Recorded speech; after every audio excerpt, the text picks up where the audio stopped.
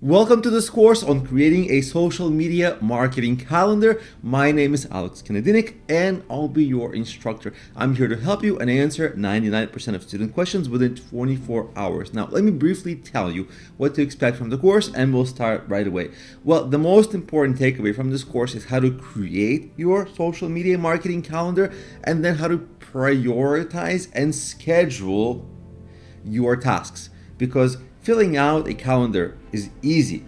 The hard part is accurately allocating prioritization to the right tasks, which will make an impact into the growth of your business. That's what you're really after. So what we're going to get from this course is organization from the calendar, because once you're working from a calendar, you're going to be organized, you're going to know what to do every day, every week. And the things you're going to put into the calendar are going to be the highest value tasks. Because most people, when they start out in marketing, or if they just work for a company and they're starting to get their social media marketing or overall marketing going, they do what's called like random marketing or random active marketing. Today I'll try Instagram, or today I'll try this. That just doesn't work, because one of the most important things is consistency. And with consistency, you're going to get improvement over time. And with improvement over time, you're going to jump over competitors. And very often in Instagram, TikTok, and other social media platforms, as well as SEO, which is search engine optimization, consistency will also help those algorithms promote you more. So you'll get many benefits from the consistency that a calendar offers. And of course, as you create your social media marketing calendar, that's going to flow into your overall marketing calendar, because social media isn't all your marketing, it's just a part of your marketing. So we're going to talk about that. And we're also going to talk about things like what you should automate, what you can outsource, and many things like that, so that by the end of this course, the most important thing is you know how to be organized in your overall marketing and social media marketing, and you're much better at prioritizing the tasks that will be most impactful and most helpful to get you closer to your goals, because that's what you're really after. You're not after a lot of things that you can do. You're after the most effective ones, so that you can do them in a reasonable amount of time that will work, that don't take too much money, too much time, but are effective. So that's going to be our goal for the course.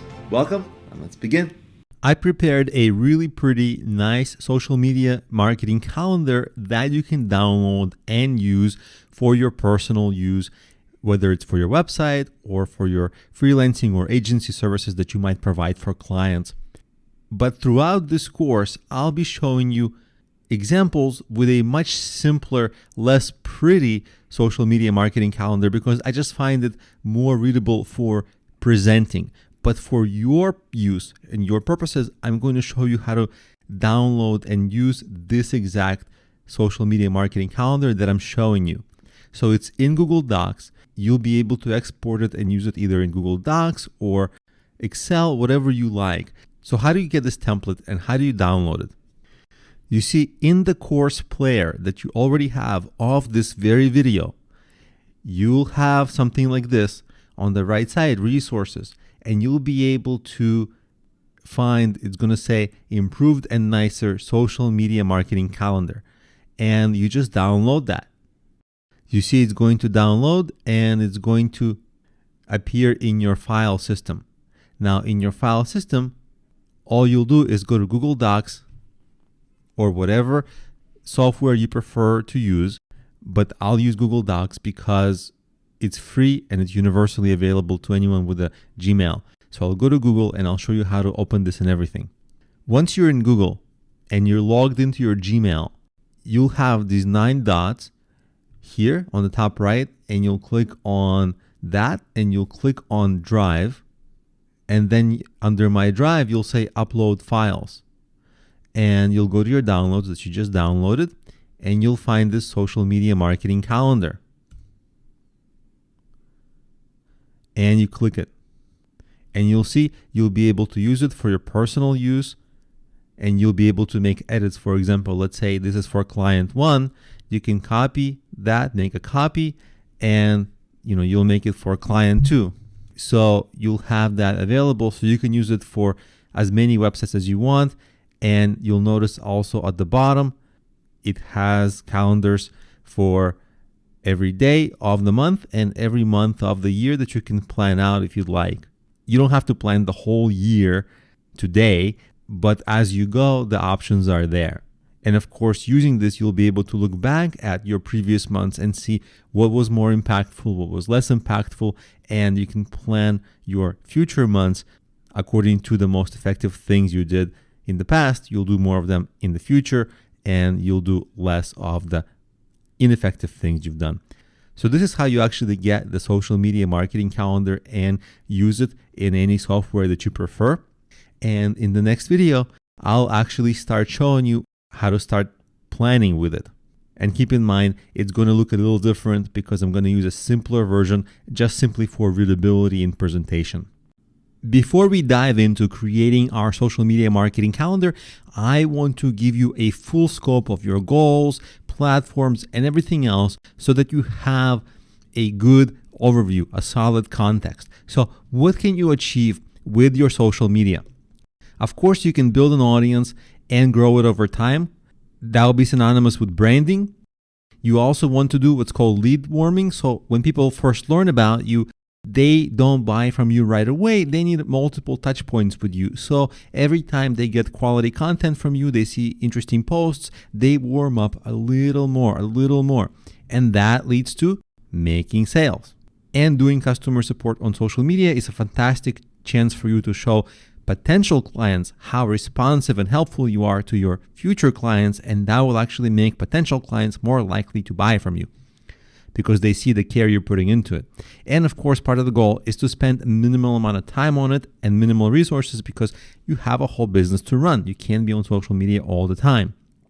So you want to accomplish all of these as much as possible. Of course, there must be a single goal, but these are all possible at least. Now, let's take a look at all the possible platforms. It can be daunting and confusing. Instagram, TikTok, Twitter, Facebook, LinkedIn, Pinterest, YouTube, blog, podcast. My head is spinning right now, right? Now, do you have to do all of these? Actually, not at all.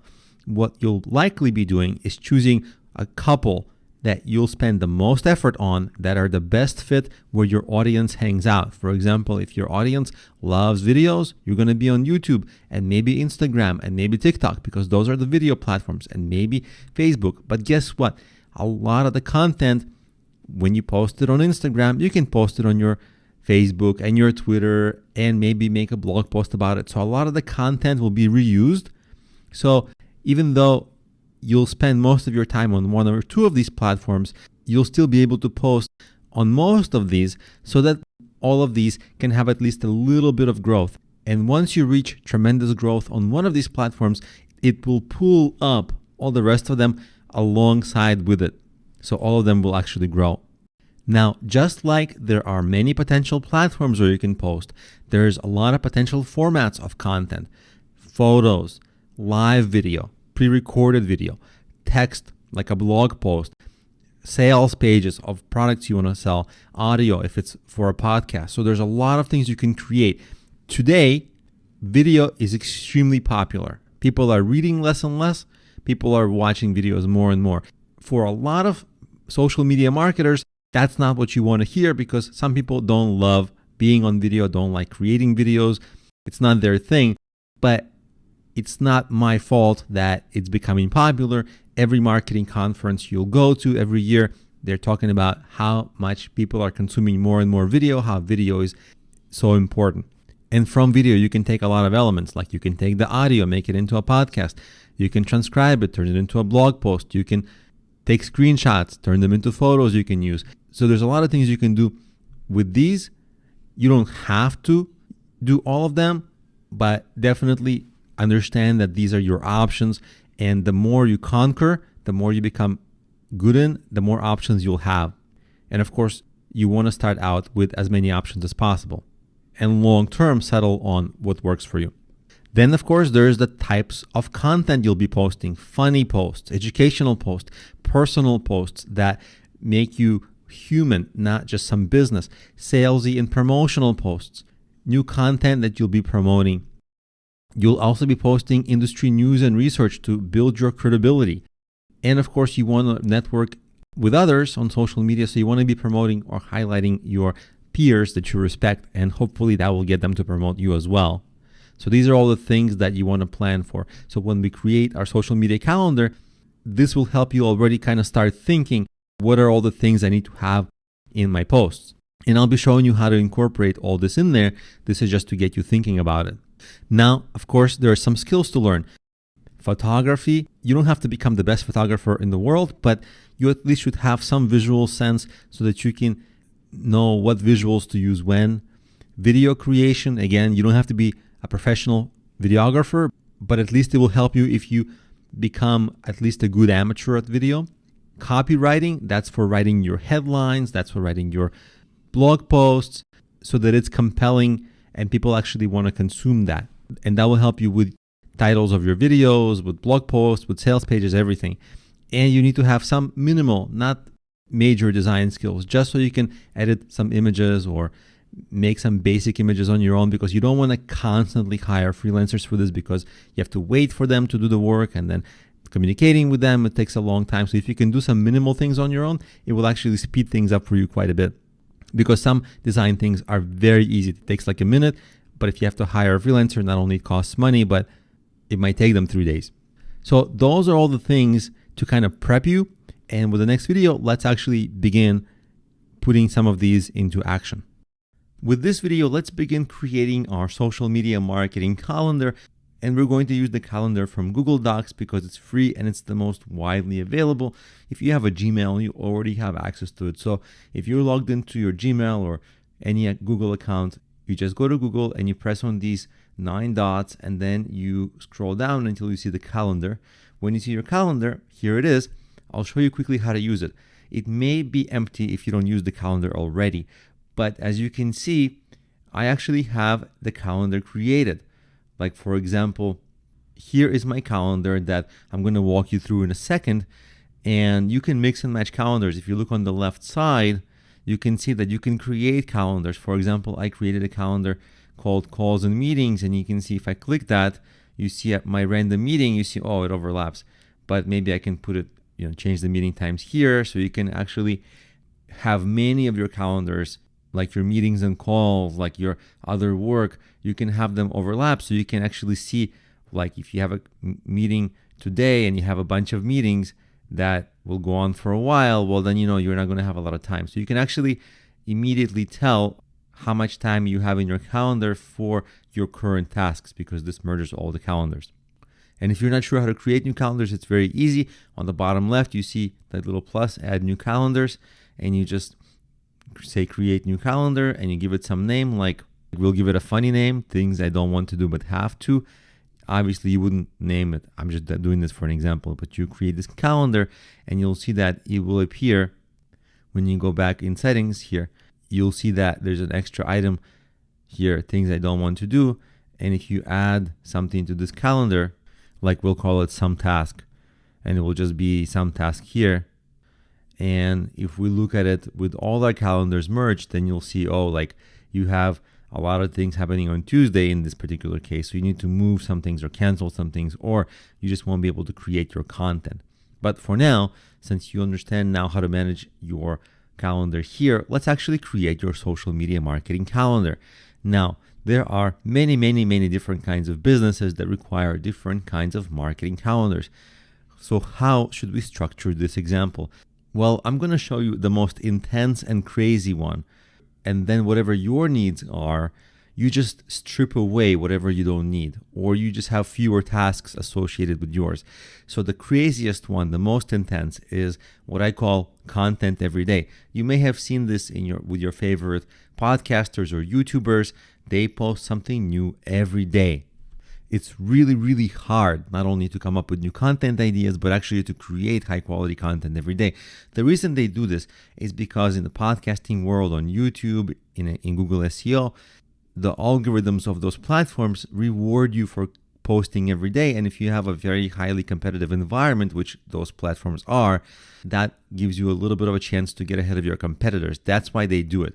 But also they do it to engage and keep on re-engaging their audience, the human audiences. So it's for the algorithm, but also it's for the audience. And I'm going to show you an example, a real example, because we need a real example to structure our social media marketing calendar around. The real example is going to be of my YouTube channel. I'll show you what that looks like. This is my YouTube channel. It's a hobbyist music channel. I don't make money from this, but I put a lot of effort and, heart effort into it. I put a lot of passion work into it. And I'm actually currently starting to do the content everyday strategy because music is wildly competitive and I'm an amateur musician, so I'm at a huge disadvantage here. So now that you know what my calendar is going to be about, let's actually start creating our calendar. And notice that I started on some month on the first of the month, but really the calendar doesn't start on the first of the month. It should really start beforehand when you plan what's my greater goal. So I'll tell you what's my great goal. My great goal is that I have this song that I released. It's a song that I put a lot of effort into. So it's this song called Michelangelo. It's kind of like this song which I put to really good poetry, and it's incredibly hard to promote. I mean, I can run ads and spend money, but I don't want to do that for a number of reasons. It's not a money-saving thing. It's just that I want real engaged listeners who like my style of music to find me. So I want to promote it in organic ways, which is really hard. And so I posted on social media. I asked my friends to watch it, and then I ended up, you see here, with very few views, like 74 views. Not so good. And so I needed something extra. Now this extra is that I'm creating music reaction and review videos of other songs, like you see here, Neil Young, The Beatles, Fleetwood Mac, Bob Dylan, all artists like that, because my style matches theirs. And so in my case, the goal that I have is to promote that one song. In your case, you need to pick like 1 or 2 or 3 main goals around which to create your entire strategy around. Because if you don't have a goal, it's impossible to create a strategy because the strategy is random. The strategy has to try to achieve some goal. So now that I have a goal, we can look at day 1. And I'm going to take away the other calendars. I'm going to uncheck them so it doesn't clutter up our calendar. But I'll just walk you through what we're doing here. If you need to post content every day, you need to do the same things every day almost. So we'll look at the first of the month and you can just about replicate it for all the other days. And again, if you have a less intense schedule, you can just strip away at what I'm going to be showing you. So let's look at it together. So first of all, the first day you start researching what topic should I make the video about. Then after the research, you start preparing materials like your YouTube thumbnail, other graphics that might go in there, your scripts, whatever you need, the structure of the content. And then for 2 hours after that, you either film the video and edit it, or you write your blog post, whatever it is, maybe create your podcast episode. And I added an extra hour in case you interview guests. Right here, you have an hour to interview somebody to film that episode. And then obviously also if you have guests, I gave another hour to do outreach so you can reach out to new potential guests. If you don't have guests on your shows and you don't do that kind of style of content, then obviously this would open up for you. For example, right here, this would open up and you can have free time in your day. Because notice, if you have a whole business to run, and if you have a small business, you don't have all day to do marketing because you gotta have time to run your business. So you want to take out some of these items that you don't use, or instead of, content every day, you might want to have content Monday through Friday, or content Monday, Wednesday, Friday, or content once a week, depending on the balance of how frequently you want to post the content and your ability, right? Because content every day is extremely aggressive and it's extremely time consuming. So let's say that you created your content. You see, most people think that the calendar is about posting, when you'll post. But the posting is the single easiest thing to do. The hard thing is to create high quality content. So you will post, let's say from 1 to 2 p.m. is when you'll post your content on TikTok, on Instagram, on Twitter, etc., on YouTube. but that might actually take way less than an hour to do because, posting is pretty simple once you get the hang of it. But then what happens, you've posted, okay, you're done with today's post and marketing. Now you need to start working on tomorrow's post. So you'll start brainstorming tomorrow's post and then begin tomorrow's post research. You see the title got cut off in the little block there. So I just clicked on it so that you can see the whole thing. Okay, you start planning tomorrow's topic and researching it. Why do you do it like this? Why do you do it in the evening? And then you see I have a research topic in the morning. It's like, it seems like it's redundant, right? No, because what you don't want to do is do a research once, create your content, post it, and that's it. Because what you'll inevitably have are moments like, oh no, I forgot. I wanted to add some really cool point, but I totally forgot to do that. So if you research twice, you'll have extra ideas after the first moment of research and after the first moment of just outlining your structure of your content. And so that way you limit the instances when you'll be going like, oh no, I forgot to add something. So that way you'll have a lot of research for your next topic. And research is a big part of it, because if you don't do your topic research correctly, or you don't do your keyword research correctly for your post, or the post is just not insightful or interesting or doesn't do what it's supposed to do, well, it's going to waste time, right? Because it's not going to engage your audience. And also I want to point your attention to something here. At the end of every day, you want to find something to improve, because little by little, you want to become better at writing, filming, presenting, having better graphics, etc. What you don't want to do is have the same quality or nearly the same quality like a year later or 6 months later, because what if it just wasn't sufficient quality? You need to always be going up in quality, because guess what? Your competitors are going up in quality. So you allocate something to improve, just one thing at a time. It doesn't have to be a million things at once, but something at a time. Like you can give yourself 30 minutes to become a little better at your maybe graphic creation, or maybe you can YouTube tutorials on how to present better and how to speak better. So little by little, there has to be some continuous improvement. This is one of the keys to how you climb to the top. And also on the point of topic research, I want to show you an example of it. Like every idea here, every video has been researched, some successfully, some not. For example, like Neil Young reaction to Old Man. If I actually go to YouTube and I search for this, I'll show you the error. When I search for Neil Young Old Man reaction, Old Man is the song, you see that it's very competitive. A lot of reactions have like hundreds of thousands of views, and I'm nowhere to be found. None of these are mine. So, okay, I'm just not going to get the exposure, right? Like, it's already too crowded. Here I am actually way too far at the bottom. So what I would need to do is something actually I found out through this experience is when I did Bruce Springsteen, for example, as you can see from the views, there's almost like 300 views, and it's much more compared to the other videos that I posted recently. Well, you know that because Bruce Springsteen may be a little bit less of a popular musician than Neil Young, there's fewer reaction videos on him, so it's easier to compete because I have to compete with fewer people creating similar videos like me. And obviously, when I say a reaction video here, there's a reason I'm doing it, because that's a keyword. People search for that, people look that up. So there are keywords that I'm planning, like Bruce Springsteen is a keyword, The River, that's a song, that's a keyword, reaction, meaning, that's all keywords to rank for eventually.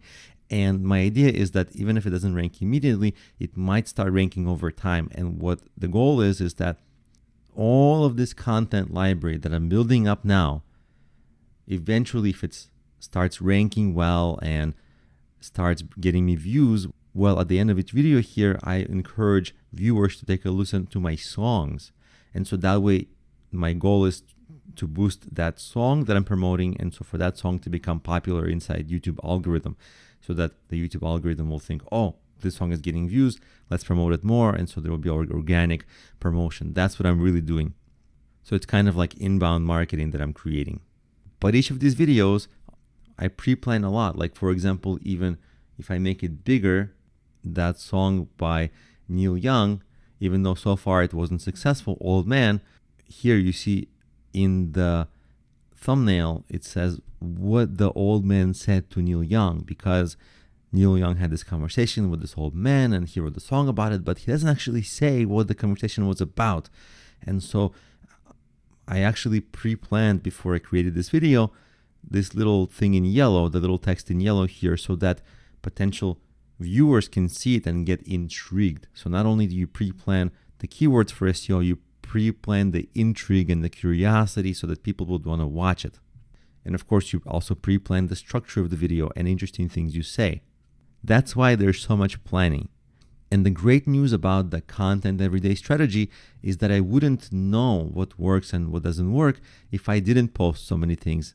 But now I'm getting a hunch, I'm getting a sense of like, okay, I've been doing this particular strategy, as you can see from the posting dates. I've been doing it for a couple of weeks already, and I'm seeing some results that are okay, some fails, some struggles, and I now have the information that I can take and start adjusting. Do less of what's failing, do more of what's doing better. And you pretty much would do this every day. Of course, you would need less time for this as you get better and faster, but also there's different formats. For example, I don't have a lot of interview style formats because guests are just so hard to book and manage, and sometimes they cancel.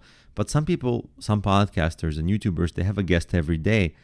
Well, then sometimes they have a full day, like on Tuesday here, I have like a big block for interviews. So you might interview like 5 people, and then you edit that on a Wednesday. You're just editing that footage that you recorded, and then all of a sudden you have content for the 5 days ahead, like next week's Monday to Friday. And so some people do it that way, but generally speaking, you see all of your marketing tasks are essentially here, including the posting, and very importantly, including improvement and including the content creation. And just the hard part of your job that remains is to balance all your other tasks for your business, like serving clients, creating a better product, another thing, managing employees, having meetings, right?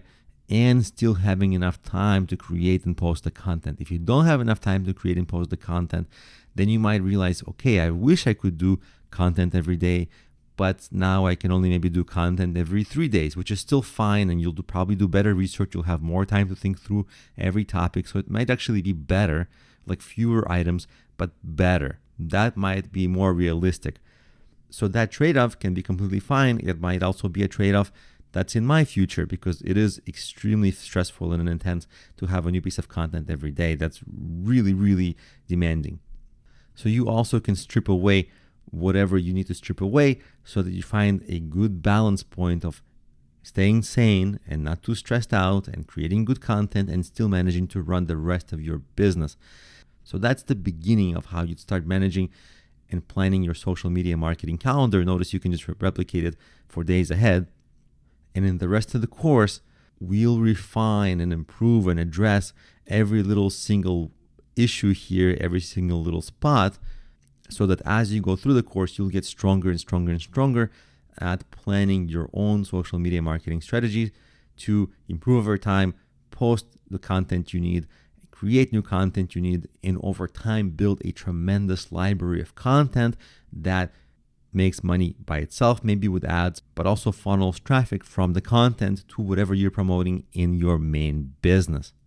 So with that, let's get to the next videos. In this video, I want to go over the steps that you should take to outsource, because it is not something you do on day one, even though most of my clients and most of the students in my courses, they ask me from day one, how do I outsource? Where do I get this done? No, there's a method to it. You can't just outsource blindly. So you do not want to rush into outsourcing, because you have to establish some internal methods, processes. Make sure that the things you're outsourcing actually are going to end up working before you spend your money. So in the beginning, hire others to teach you, to train you, so you can get a handle on things and so that you can do things on your own, so you can start to think freely within any specific skill in marketing. You want to, at least a little bit in the beginning, do things in-house so you can get sufficient expertise, because without sufficient expertise, you're always going to have a struggle of you're not going to know exactly who to hire. You're not going to know exactly how to evaluate their work. And most importantly, you're not going to be able to tell whether you're giving them the right work. Because if you give them the wrong work and they do an amazing job, well, it was the wrong work. So it's all wasted. So you want to establish your processes and prove things internally. Just check that things are working and you're not going off belief or hype, but you had an idea for some strategy, you tried it out, it worked, and then now you want to save time. So then once you save time, you automate it or you outsource it by hiring freelancers or anyone else, maybe a contractor or even permanent employee, depending on your situation. But the mistake not to make, the mistake that I see almost everybody make, they hire blindly and hope for the best, because people don't always love marketing and people can't wait to get rid of that task. And there's an army of freelancers ready to take over that task. They call themselves social media marketer, Facebook expert, even SEO expert. And so business owners see that and they're like, oh yeah. Or they see social media marketing agency if it's not a freelancer. So it maybe sounds a little bit more authoritative, like, oh, it's a whole agency. But at the end of the day, what you have to do is give the freelancers very specific instructions for what to do, and the instructions will come from you understanding that skill, that task, understanding how to do it because you've done it yourself in-house, you've established that expertise, and after you've established that expertise, you're going to be able to give extremely clear instructions, and you're going to be likely to get that task done on budget and according to instructions. If you let the freelancers do whatever they want, they're going to cut all kinds of corners and generally make poor decisions because at the end of the day, they are relatively junior, especially if you're hiring cheaply. So I know it's frustrating because you might be thinking, oh my God, I was hoping to just outsource it and hand it over to somebody and so they can do it.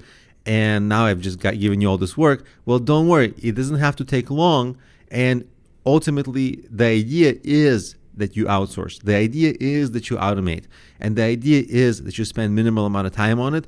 It's just the one prerequisite is that you start to understand what you're doing and you have some expertise in-house so that you can hire and automate correctly and accurately and also pick the right strategies from the get-go. A part of your social media planning is, the strategies which you're going to use to post your content. There's a few that I'm going to go over now. You can entirely automate your posting. There's tools that you can just set, like let's say every day of the month or every day of the year even. You can say, hey, on this day or this interval, post this, and you do this in one day and the tool will do this for you. Or you can have a freelancer do this for you and actually make the content as well. And then there's the idea of being present. So let's go over all this and how to weigh it. Well, automation is the easiest and actually cheapest because you don't really have to hire anyone. All you do is use a tool. A lot of these tools, the features you need might not be all free, but they're minimally priced, like $10 a month, $20 a month. And it's cheaper than hiring a freelancer, and it will save you a little bit of time. And you can just schedule your posts one day and be done for whatever amount of time you set them for. And there are plenty of these tools. A couple of examples are Hootsuite.com, Socialoof.com, and many others. They're approximately similar. The pricing is approximately similar. The features are approximately similar. Not identical, but similar.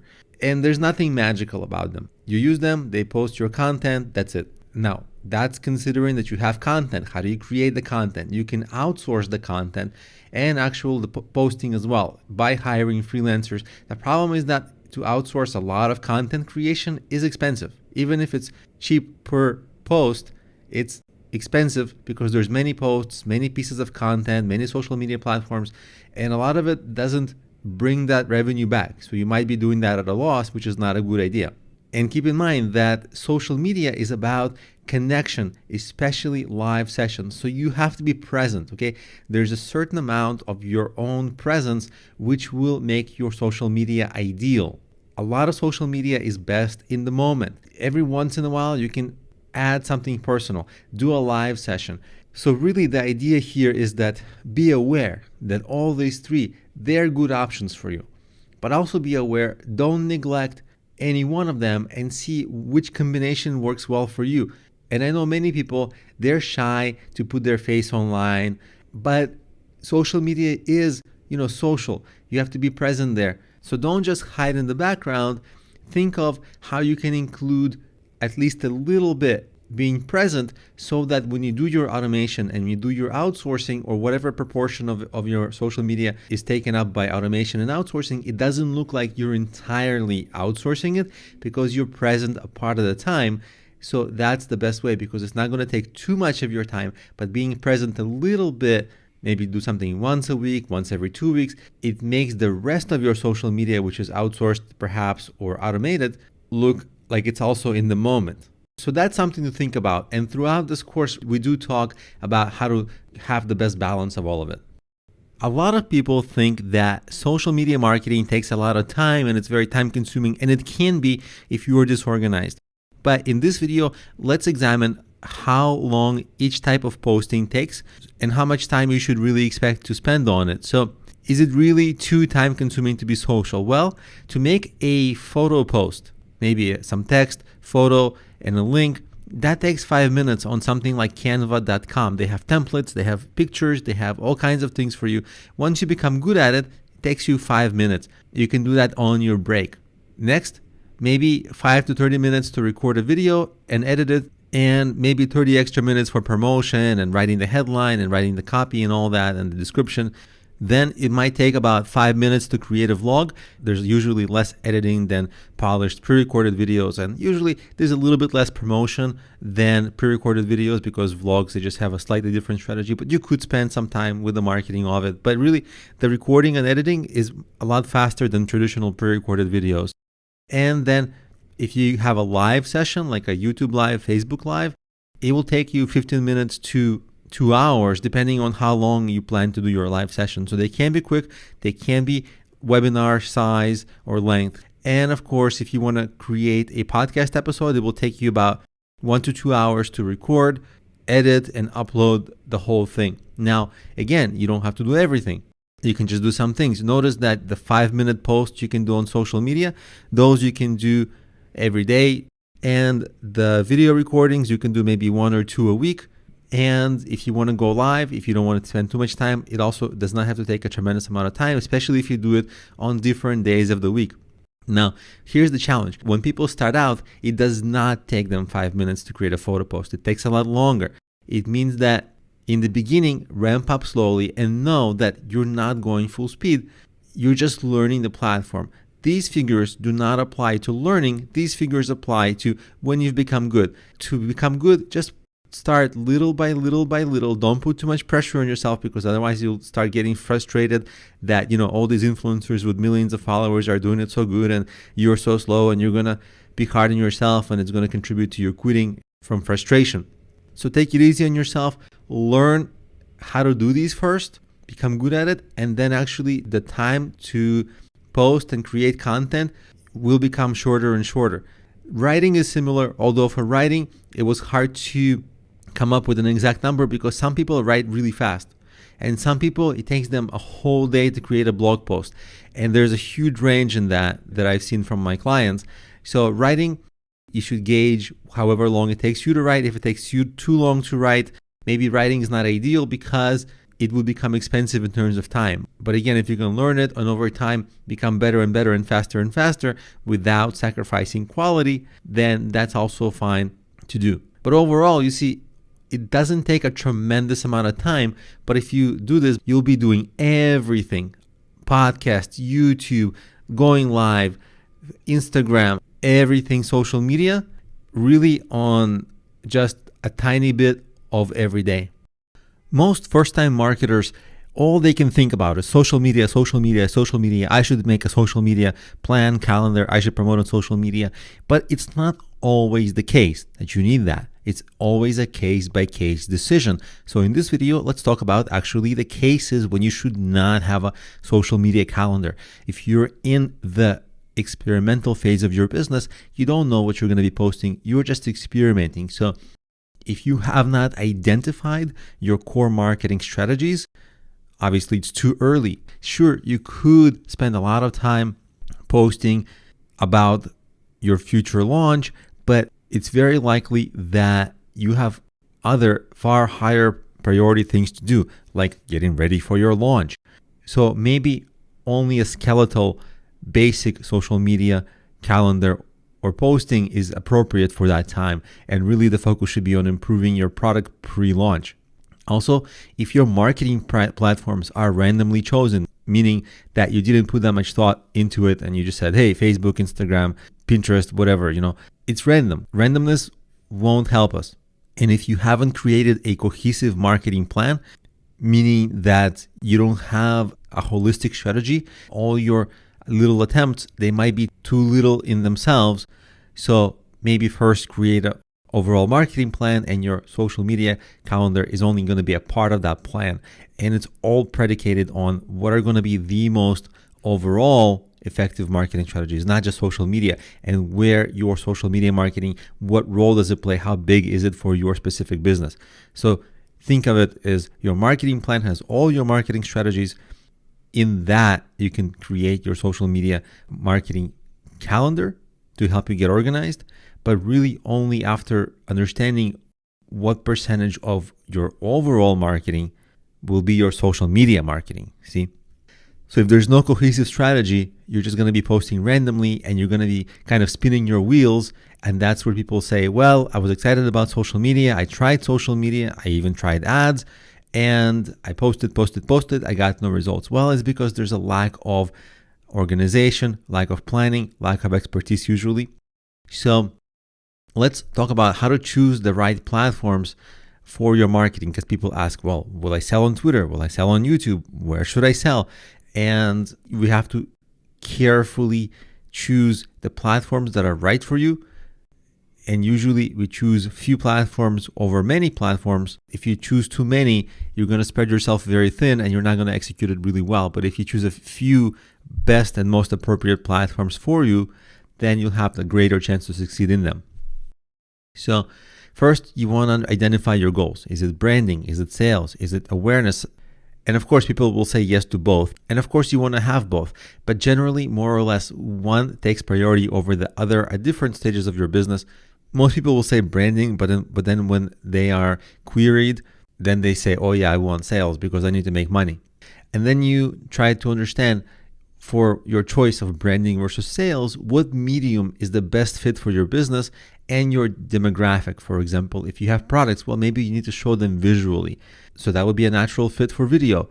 And if your audience is maybe older, they're more likely to read books or read blogs. So younger people just watch video, older people still read, and they consume longer form content versus shorter form content. But this is all depending on your audience, specific to your business. And then you have to evaluate, well, is your space or niche competitive? Can you compete? Can you get a lot of traffic? Because really your social media, all the work, and it's going to be a lot of work. It's like maybe a full-time job, maybe a big part-time job, your social media marketing. If it takes a lot of hours each week, that's a huge investment. That means that's a lot of hours in the week. You're not doing anything else. And the question you have to ask is, can you build an audience who trusts you and buys from you over time? You don't know the future, so it's just you gauging feasibility. What is the chance of this happening? But really, the secondary question is, even if it's possible, is it worth doing over other potential strategies that you could have been doing, but you aren't doing because social media marketing is taking up your time and effort? So that's sort of how you choose your platforms on which you should do your social media marketing. And earlier in this video, we covered, well, what are some cases when it's too early to do your social media marketing calendar so that you don't randomly start posting stuff, so that you don't start spinning your wheels, because we want to eliminate waste. We want to be organized, and we want to work towards a distinct, specific light at the end of the tunnel. Otherwise, we shouldn't do anything. So until we see that plan, until we know how to get there, it may be a little too early to start our work. Otherwise, it might result in a lot of waste. In this video, we're going to do a few things. First, we're going to get out of just a social media marketing calendar, and we're going to work on an overall marketing calendar. And it's going to be for a local business. It's essentially a category of businesses that can serve clients within a certain radius. What's interesting about them is these businesses actually make up a very large percentage of all businesses that people start. So it's a fantastic example. And the marketing between them is quite similar. It doesn't matter if you're a psychotherapist or a roofer. Even though these are very different businesses, the actual marketing strategies, they actually are relatively similar. They start from the idea that because these are very proven services, people seek them out when they need them. Maybe years ago, if you're old enough, even before the internet started, you'd have a yellow page book that you'd have, at least in America you did, and if you needed glass repair or a mechanic, you'd open the yellow page book and you'd start looking through that. And today that yellow page book is essentially Google. So what I've done for you is actually, you see on top that first line right here, I made a list of the top 10 marketing strategies for a local business. Let's go through them just so that we're on the same page. And then we're going to go through a marketing calendar overall in which the social media is only one piece. See, so now we're thinking more holistically about your business. And you'll see number 4 is social media. And I made this in a little bit of an order of priority. Obviously, different businesses have different needs, but this is how I'd approach things. Your website is going to be really important because that's one way people find you. But even if they don't find you through your website, when they do research about your business, they're going to browse your website. And your website should be what's called highly converting, meaning out of all the visitors, how many people actually end up taking the next steps, calling you, visiting your store. And so you always have to improve everything about your site, your design, your copywriting, etc., to make it more appealing and compelling. So that's the website, yeah? The local SEO, how people find you, that's SEO for your website, but it's also your listing on some sites like Yelp, and it's also your listing on, that Google map. That's all part of local SEO, and that's a huge focus because this kind of a business is something that people search for. Your clients will be searching for this. You have to rank highly in Google, and that's free. But if you look at number 3, ads, you can run Google ads. Again, these are search-based ads. You can run other ads, but I recommend starting with Google ads, maybe retargeting ads. So that's a high priority. And again, you set these up once and you focus on it early, but then most of the time they just run on autopilot and you don't have to revisit it very much. Then, of course, social media. You don't have to go crazy about social media for most local businesses. Just post 1 or 2 pictures a week, 1 or 2 posts a week. The reason people buy from local services is not because they have fun Instagram accounts. The reason people buy from these services is because these are very needed common services. When people need it, they engage. So the focus here is not so much on social media. And that's true for a lot of kinds of businesses. Same with products, same with freelancing. Social media does tend to be a little overrated. It tends to be one of the apparent things that people understand, but it's not necessarily the highest priority. Then, of course, you want to participate in your community, that local awareness, local branding, not to mention that's the beginning of your recommendations. People who know about you, who you've met in person, with whom you've established a relationship, they're going to recommend you. Of course, your customer support, maybe it should be higher on our list. This is ongoing and you want to delight your customers and spend a lot of time with them until they're happy, because that is going to get them talking about your business. That's going to get them to recommend it, but also that's going to get them to come back and be repeat customers. It's really important, especially for new businesses. And customer support is part of your marketing. Then number 7 also maybe arguably should be higher, product or service quality. And this is also something you want to improve all the time. People have a tendency to say, oh, my product or service is great. And it might be good, but it can always be better. And that's actually a huge goal, is to always try to become better and better and better.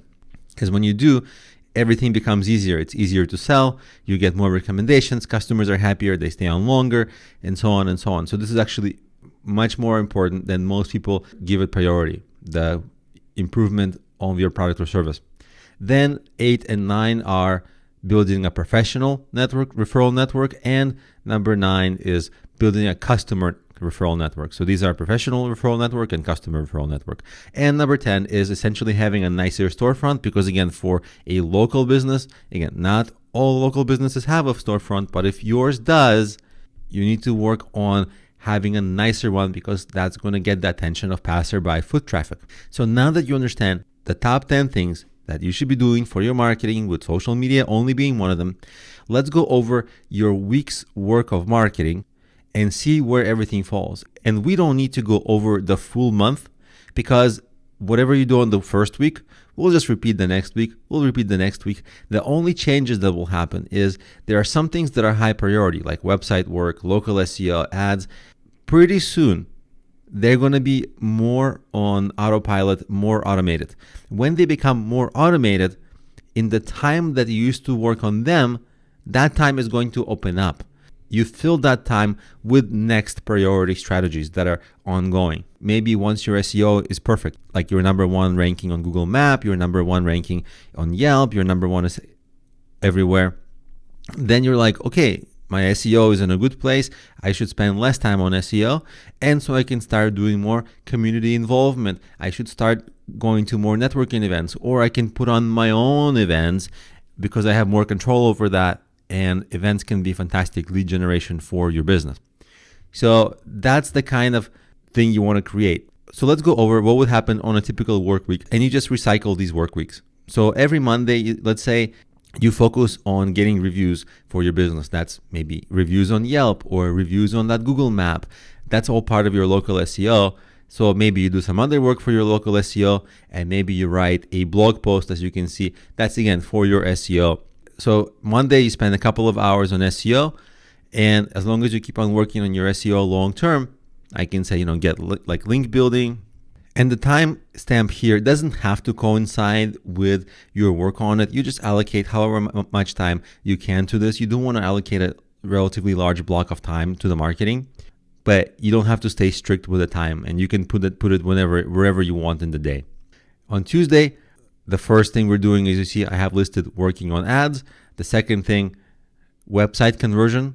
What can you do? Maybe you can add better images. Maybe you can hire a copywriter to write more compelling text for your website so that people engage. Maybe you can do more testing on it. Maybe you can see if it works on mobile. There's a lot of things you can do. And every time that you work on your website, if the engagement on your website improves, then you get more sales even without getting more traffic. So this is really important. At some point, like I said earlier, this slows down because you do get to a good place with your website, and your website at some point doesn't have to be updated a lot long term. But in the beginning, this is a big focus. Then on Tuesday, I added an interesting thing here. Meet with a local authority figure. This is part of your local networking. Like if you're a psychotherapist, let's say, and you want to build up a professional network for referrals, well, you can reach out, you can have coffee with colleagues. You can do things like that just so you can get to know other therapists in the area. Who knows what kind of referrals or business opportunities might come from that, especially if you don't directly compete. Like let's say you are a therapist helping children and they're a therapist, maybe they're doing research, and maybe so you don't overlap, you don't compete for clients, but you do build up your network. And if they know of anybody who might find your services useful, they might recommend you. And it's really good long term to build up a very strong professional business network. That's just good practice. So you want to spend a little time doing that. And then Wednesday, during the day, you can make a social media post, and a social media post that can be relatively similar for your Facebook, for your Instagram, for your Twitter. So you don't have to spend a lot of time thinking about posts. And then in the evening, you could maybe attend a networking event. And of course, your clients can be there, or you can establish professional relationships with your business peers. That's Wednesday. On Thursday, maybe you do a little bit more SEO, and maybe you research who the local influencers are so you can network with them so that you can get a little bit of their audience. They can help you raise awareness. On Fridays maybe typically for most businesses is a quieter business day. So maybe what you can do is focus on improving your product. And all the things I wrote here, these could be examples. Maybe you create a customer survey you send out. They will tell you what's wrong with your business, and that will give you fantastic clues for knowing what to improve. Maybe you research new equipment to buy, which would help you serve your customers better. Maybe you take time to learn new skills. Maybe on Friday, you look into hiring and outsourcing so that you bring on better and more skills into your business. And then on Saturday, maybe you attend some kind of an event, community event. And Sunday, you can have like a free day, whatever you want. I put improved product. You can do whatever that you feel like you didn't get done enough of during the week. That's what you can do on Sunday. Sunday can be like more or less a free day for you. And you just repeat. And notice that if you repeat these every week, you'll become better at all of these every week, as long as you pay attention to it and keep doing it consistently. Then all of these top 10 things right here, they will get done. And your marketing will fire on all cylinders, and you will beat at least 95% of other competitors, because what you'll be doing is a professional, organized approach that's systematic, consistent, long-term. What's not a winning way to go is to do this for 1 or 2 weeks and then kind of quit. But if you don't quit, if you stay with it, this type of calendar will ensure that you're not just doing social media, but you're doing everything in order of priority for your business, and your marketing is professional and nothing is forgotten. Everything's being done, so you'll be winning long term. In this video, I want to introduce you to how to keep a content repository and keep track of all the content you've posted on your social media. Now, if you have content that is news kind of content, you're not going to be probably reposting it a month later or a year later. It's just not going to make a particular amount of sense. But if you have evergreen content, for example, you explain what is a redwood tree. Doesn't matter, but a redwood tree is the same now and is the same 10 years from now. So it's called evergreen content. And for evergreen content, you can repost that post. There's a couple of reasons why you might want to repost that post. If it's a sales page, you want to promote it if it's important for you to sell. If it's a content page, like a blog content or YouTube content, you might want to get it a little traffic, a little more activity to help it along in the search. Or it might be something that gets shared around a little bit. So if something got shared around and went a little viral, not totally viral, but a little viral, when you posted it at first, you can say, that got me some sharing and some new users. I should repost this.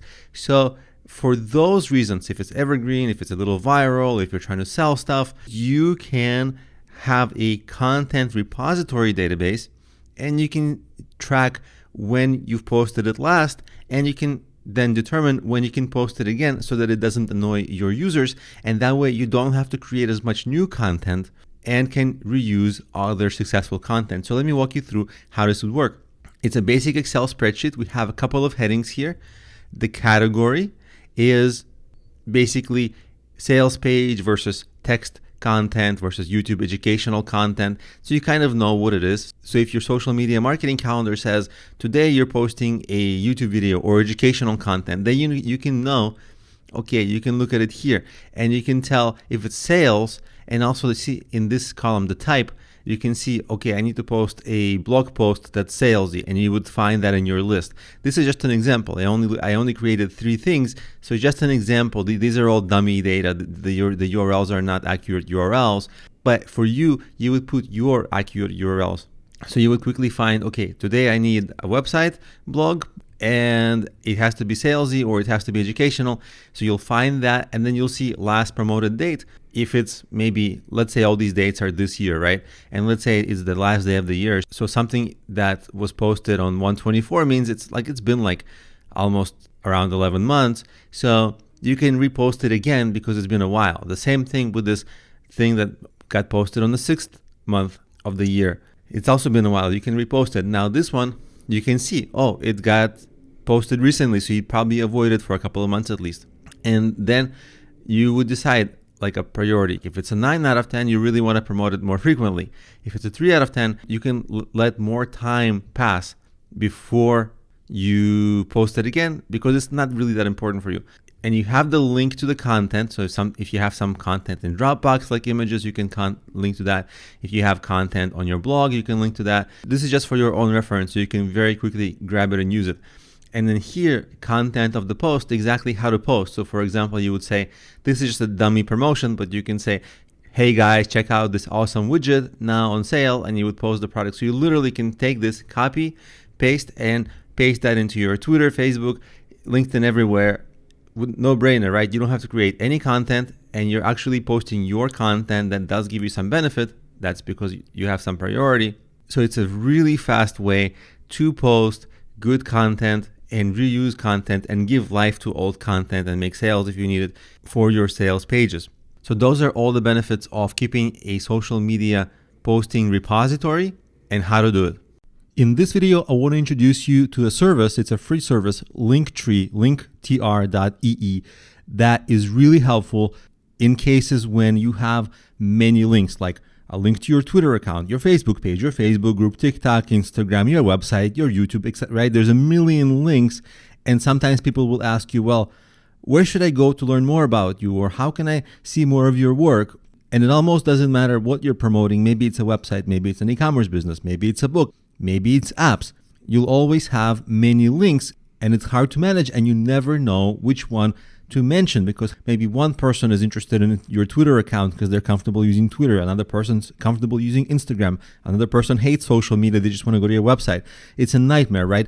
This is solved by this tool. So let me just show you how it works, how to sign in and register. It's totally free. I'm not connected with them, not promoting. This is kind of like a third-party service. And if we just go through their website, it's basically, this is the only link you ever need, because you'll have a free homepage here with all of your links. So people only have to come here, and then from here, they access all your links. And it says, you can even collect payments, right? People can give you donations for your work. So this has actually many benefits. And one way to decide, like, do you really need this? Like, when I promote my courses, I don't really need this, because there are only a few places where I promote my courses. That's just the case for me in my unique situation. But I also make music. So in case when I promote my music, for music, this is crazy, right? Because you got TikTok, Instagram, other social media, YouTube, my website, different links to songs, latest release, all this, right? It's a nightmare. So we'll quickly set this up. I'll just show you the pricing so it's clear. There's a forever free account, so don't worry about it, right? You can link to as many places you want. You can still collect payments and tips. You can embed your content. The main value of the service you can get for free. And the bonus features that you get, they're actually not all that useful. So really the free account is where you get the value. So let's sign up and go through the whole process. You click on sign up on the top right, and you get your username. Now this is important. It should be something easy to remember and spell, because the problem with this site is that the domain is already weird. Okay, Linktree.ee. If you say that to someone in a conversation, they'll be like, what? Right? You have to link to it from your services. But to say this and to spell this will take a while, and there's an extremely high chance a person will forget it. So at least make your username easy. It should be something on brand, like it could be my last name. I know it's not taken because I have such a weird last name, but this is sort of last resort. I would love Alex, but it's taken, obviously, right? It's just such a short thing. So I'll just do Genedinik. I agree to this. So I'll enter my email. I'll enter the password, and I'll say sign up with email. Then they ask you your name. This is just very basic steps. And then select the category that best describes your link tree. Like I said, for my music, this will be much more helpful. For my business, it's actually not all that helpful because I just don't have that many links. So entertainment is the closest thing they have. And then they give you secondary options, music. Perfect. So I'm going to say yes. Okay, continue. And then they really want to upsell you the $6 thing, right? $6 a month, but you select the free one. So you sign up for free. And then you just continue to your link tree.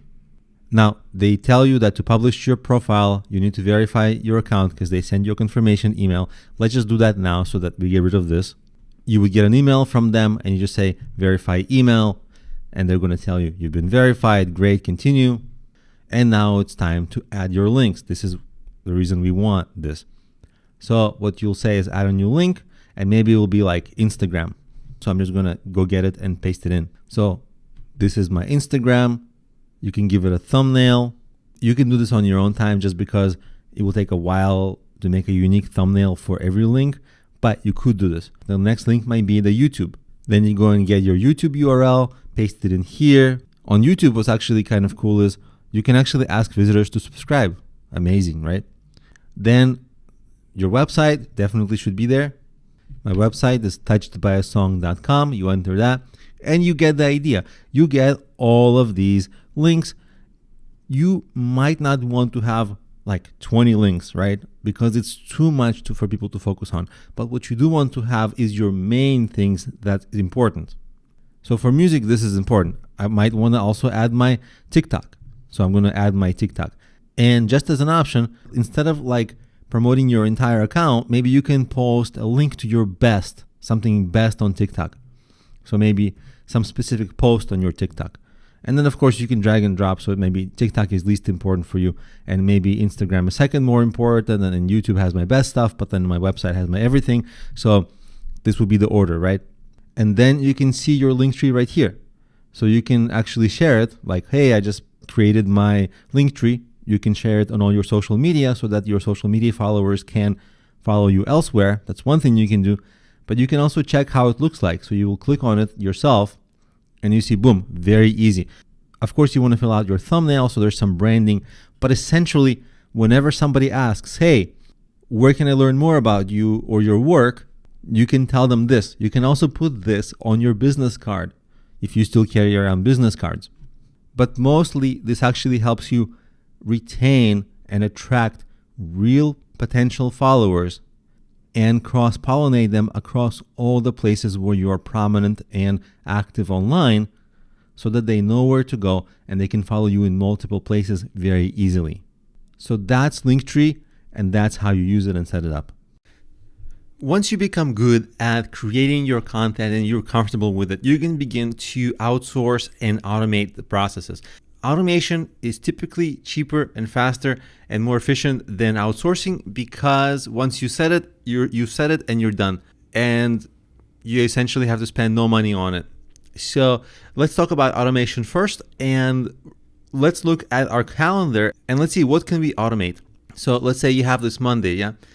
So writing 30 minutes of content, that's something that potentially either you do or you outsource, so that's not that. Then you have this create a photo post. Okay, that can be automated, yeah? And so if you're creating posts, those posts can be automated. And you can create them a whole month in advance, and then you can use tools. One such popular tool is Social Oomph. It's pretty cheap, and it will post for you on Twitter, Reddit, Pinterest, LinkedIn, Facebook, a lot of the very popular sites all at once. So you'll make a post, or you'll make a series of posts for your whole entire month, and then it will post the same post and share it across like a bunch of different networks. And this one, you can see the pricing is quite cheap. It's only around $15 a month, and you can even start with a free profile just to see how it works. So they have a free version too. And a similar tool like this is Hootsuite. Again, it does a similar kind of thing. It's a little more robust. It offers a slightly different set of features, but it's more or less the same thing. A lot of these tools, they offer more or less the same thing. For us, for now, we're interested in automating our posts. And both of these platforms will do it for you. The only things they don't do is like they don't actually do the uploading of your video. You have to do the uploading of your video to YouTube, for example. But if you create a post on Twitter and have a link to the YouTube video that you uploaded, then you can schedule that in these tools. The same with your blog. I mean, obviously you have to manage your blog, but once a post is live, then these tools can promote it for you on social media. And your YouTube videos and your blog, you can actually write at a time that's comfortable for you, and you can set a launch date or a publish date anytime you want. So you don't have to publish immediately as soon as it's ready. You can schedule your YouTube videos. You can upload like 5 or 10 YouTube videos at the end of the month and give each one of them an exact publication date. So one actually goes live on the 5th, maybe one on the 10th, one on the 15th, and so on and so on. So you can have that level of a strict posting schedule if you adhere to the calendar, because the calendar will actually tell you when to post them.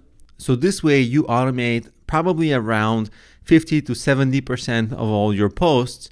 Just you start on the 1st of the month and you automate a very big number of posts for the next 30 days. Now here's the awesome thing. Because it's all laid out in the calendar and because you have a tool to automate it, you can hand this off to a freelancer.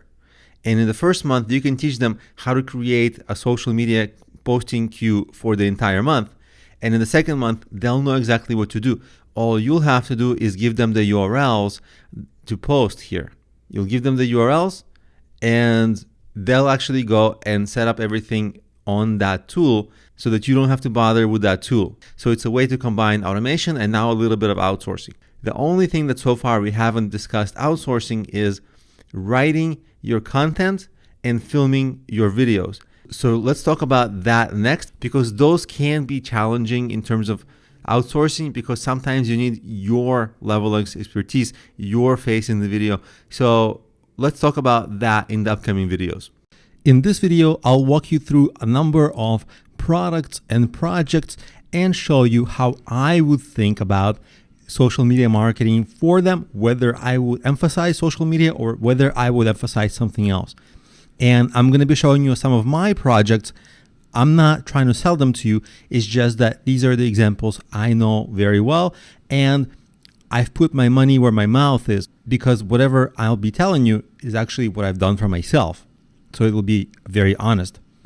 So we'll start with this book. It's a book on Amazon on business planning. And the question is, do I promote it on social media? Personally, I spent zero time promoting this book on social media. My marketing has been all Amazon centric, like Amazon ads, making sure the sales page is good, making sure the book itself is good. So when people read it, they leave nice reviews.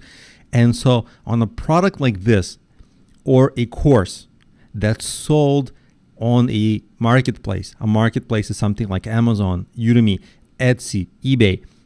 Typically, the focus is marketing within that platform itself, not social media. You can use social media in the very beginning, but if you don't have an audience, you'll make very few sales outside of your friends and family, and then you'll just run out of ways to post, and that will be the end of social media for this. And in terms of building a following, well, to build a following just to sell a book, it's kind of like you're giving yourself a second job for a long time. So it's an incredibly big investment for not that much return, because you've got to use the power of the platform to promote whatever you're promoting. Okay. So here in my courses and books that I sell on Udemy and Amazon, I spend like under 1% of my time on social media. For me, it's very low priority. Now, what about this music project I have, right? I'm like an amateur musician, very amateur. Of course, like any musician, I'd love for you to check out my music. There's no ads on the music. It's completely free. I don't make money from it, but it's a passion project of mine. So this is my channel. How do I promote it? Of course, I repost it on social media like Twitter, Facebook, etc. I have a Facebook page for it, but they're very secondary. Again, because this is YouTube, it's a platform, kind of like the marketplaces. I want to make sure that I rank in search on YouTube and that YouTube recommends me next to other videos. For example, if I click this video and pause it, my goal is for YouTube to start promoting my other videos on the right side here. You see right now, it isn't. That would be my goal though. Of course, one thing that holds me back is that I'm an amateur musician. I still need to improve. So that could be a problem with the music, but generally you see it's on platform. Now let's try another project. I've got this online t-shirt store. It's waveifyoulike.com. The whole point of it is that you make t-shirts, and like you see here, you see a cat and then it says wave if you like. So you go on the street and people wave at you if they like cats. And you got all kinds of things like wave if you like wine, wave if you like vacation, wave if you like boxing. You see that. Wave if you like avocado right here. So it's like a funny, fun, engaging social t-shirts. And I'm actually just starting this, but I already trademarked this whole wave if you like, so nobody can use that. So it's mine. Now, this is interesting because just like the other commerce products, like books and courses, there I didn't use social media. Here, will I use social media? I actually don't know yet. Typically, I would not, but one of the reasons I actually liked this project from the beginning was that it was so social. It was catchy. It's fun and catchy. It's a fantastic fit for social media, right? Wave if you like cats. If you like cats, of course you like cats. And the picture of a cat is kind of cute. Now, this is a design I made by myself. In the future, I'm going to be working on improving designs and hiring professional designers. This is just early days for this website, so some of the designs are not amazing, but because it's catchy and fun, it might do well on social media. I don't know yet. And the way I'd use it on social media is I'd create a new account on Facebook, Twitter, and I'd use hashtag. Like in this case, to promote the cats, I would use the cats hashtag, and I would try to rank in the cats hashtag. I would try to also tweet some popular cat loving brands and see if they want to retweet me and see if I'd want to network with them, if they can promote, and maybe I can pay them to promote if they generate sales. And of course, the cool thing is that, so those are the things I do on social media because this whole idea is catchy, I think at least. And if the videos that I make, if they ever get to a point where they're reshared a lot on YouTube, then that's the point where I'm going to also focus on additional social media channels because of the extra resharing and that engagement. But right now, it wouldn't get that much engagement. So all my other social media efforts like Twitter, Facebook, they'd give me only the tiniest of boosts, and they'd kind of flake off just because there's not enough catchiness there. And because of that, it's not worth the time. So hopefully now you see how I treat different projects and where they fit in my social media efforts and what priority they get. It's kind of like a behind the scenes look in how I would think about all of these, especially since I have limited time and limited effort and I have to maximize all my efforts. So if any effort is one that's not going to get me great results, I just don't do it. In this video, I want to discuss how to outsource image creation, or even when you need to outsource it, because sometimes you don't need to outsource it because these days you don't have to be a designer to create cool images. So this is Canva. It's a free tool. It has paid options, but it's a tool that you can use almost entirely for free. I used this free template and literally you see I got a background here. So when you use templates, you can use backgrounds, you see, and I found my background is essentially, you see this little blue and like the mountains, and it was one of these backgrounds right here. You see, that's that background, and it makes it look very nice. Then I put some text over it. You can literally go into the text and put any text on it. And if you want to, you can put text here, and then you can drag and drop another image that you already had, maybe a photo of yours, and this you can use in a post. For example, I use this in a post. I'll show you. You see that? It was my social media post that I posted, and then I posted this on somewhere else like Facebook and whatever. So very easy. You can easily do this. You don't necessarily need to hire anyone. And it took me maybe 5 minutes to play around with Canva to start getting comfortable creating these images. And now I can do a lot with it. If you don't want to bother, then all you have to do is just go to Fiverr.com and hire a freelancer there. But really, it's going to cost you $5 or $10 per image, which if you're making images every day, why not just become good at making them on Canva and save yourself the money and really have the flexibility, and you don't have to wait a long time, because contacting a freelancer, paying for the services, asking for revisions, giving them instructions, this takes a lot of time, way more time sometimes than it will take to create this. Now, if there's something that you want that you cannot create on your own, something more complicated, then that's a good time to ask a freelancer. But don't ask a freelancer to do something basic like this. This is too basic to ask a freelancer. And if you want a free repository of images that you can use commercially, you can use a website like this, pixabay.com. It has over 1 million high quality stock images that you can use for free commercially, or you can use Google Images. Just be careful. Make sure that the images that you use from Google Images can be used commercially, because not all images from Google Images can be used commercially. So there's a setting there that you have to check. I have a hard time remembering how to get to that place in Google Images. So all I actually do is I search for Google Image Advanced Search. It shows me the first result, and I get taken to the advanced search. And in the advanced search, I just want to make sure that free to use, share, or modify, even commercially, boom. And then I search for my image only then. And then I know that either on Pixabay or Google Images, you can find a lot of different images, and then use templates and play around with mixing and matching different templates and backgrounds and images and dragging and dropping on Canva. And then you can come up with some, you're not going to be like Picasso, but you're going to create some images that you can use and actually reuse in future posts as well, because some images can be reused. So that's image creation really quickly, or outsourced. In this video, let's talk about what you can do with video, what parts of it to outsource, what part of it you can automate and have created for you. And obviously this course is not a video creation course, so we're only going to talk about it briefly, but I'm going to walk over some very common options for you. So here's an example of a tool that will help you create YouTube videos. They have free video templates and you just put your text on it. So it's basically like a DIY video creation platform. You don't have to have your face in the videos, but you can make the videos kind of like cool looking, almost professionally done. Here's an example on their homepage. It looks like somebody professional did it. And you can look at the templates that they have. They have templates for all kinds of businesses, like holiday seasonal and all kinds of things. And you see on the left side, there's a whole lot of things: food and beverage, beauty and care, also videos for specific platforms, for ads, a lot of things that you can actually just use. And once you become comfortable with this kind of a tool, you can just create your videos. And it actually is going to be a very fast way to create videos because you don't have to film it. You have to do very minor editing. It really does a lot for you. That's if you don't want to be in the video, because that's a concern for a lot of people. Now, if you look at the pricing, it's not the worst thing in the world, $29 a month. And you don't have to use this. This is just an option.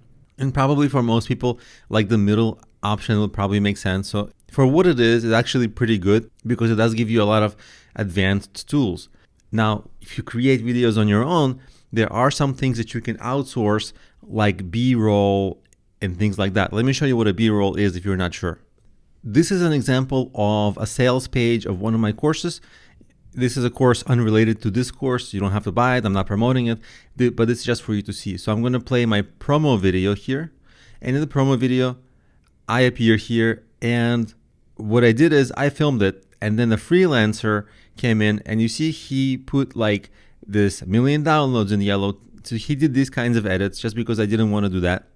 And if I play the video, at some point, we're going to see how, this is, by the way, on 2-speed, so it goes fast. See, this is a B-roll. You see what happened there? I was talking about something. I'm Alex Indeting, blah, blah, blah. And this is a B-roll also, right? I talk about how, because it's in this B-roll, because this is a mobile app marketing course, I talk about how I have a top-selling mobile app marketing book because it's something that gives me authority in the topic. And I'm using that to show potential course buyers that, hey, I know what I'm talking about. And instead of saying, hey, I know what I'm talking about, the B-roll actually shows this. So this is something that the freelancer did. And the freelancer can also help you with music selection and things like that.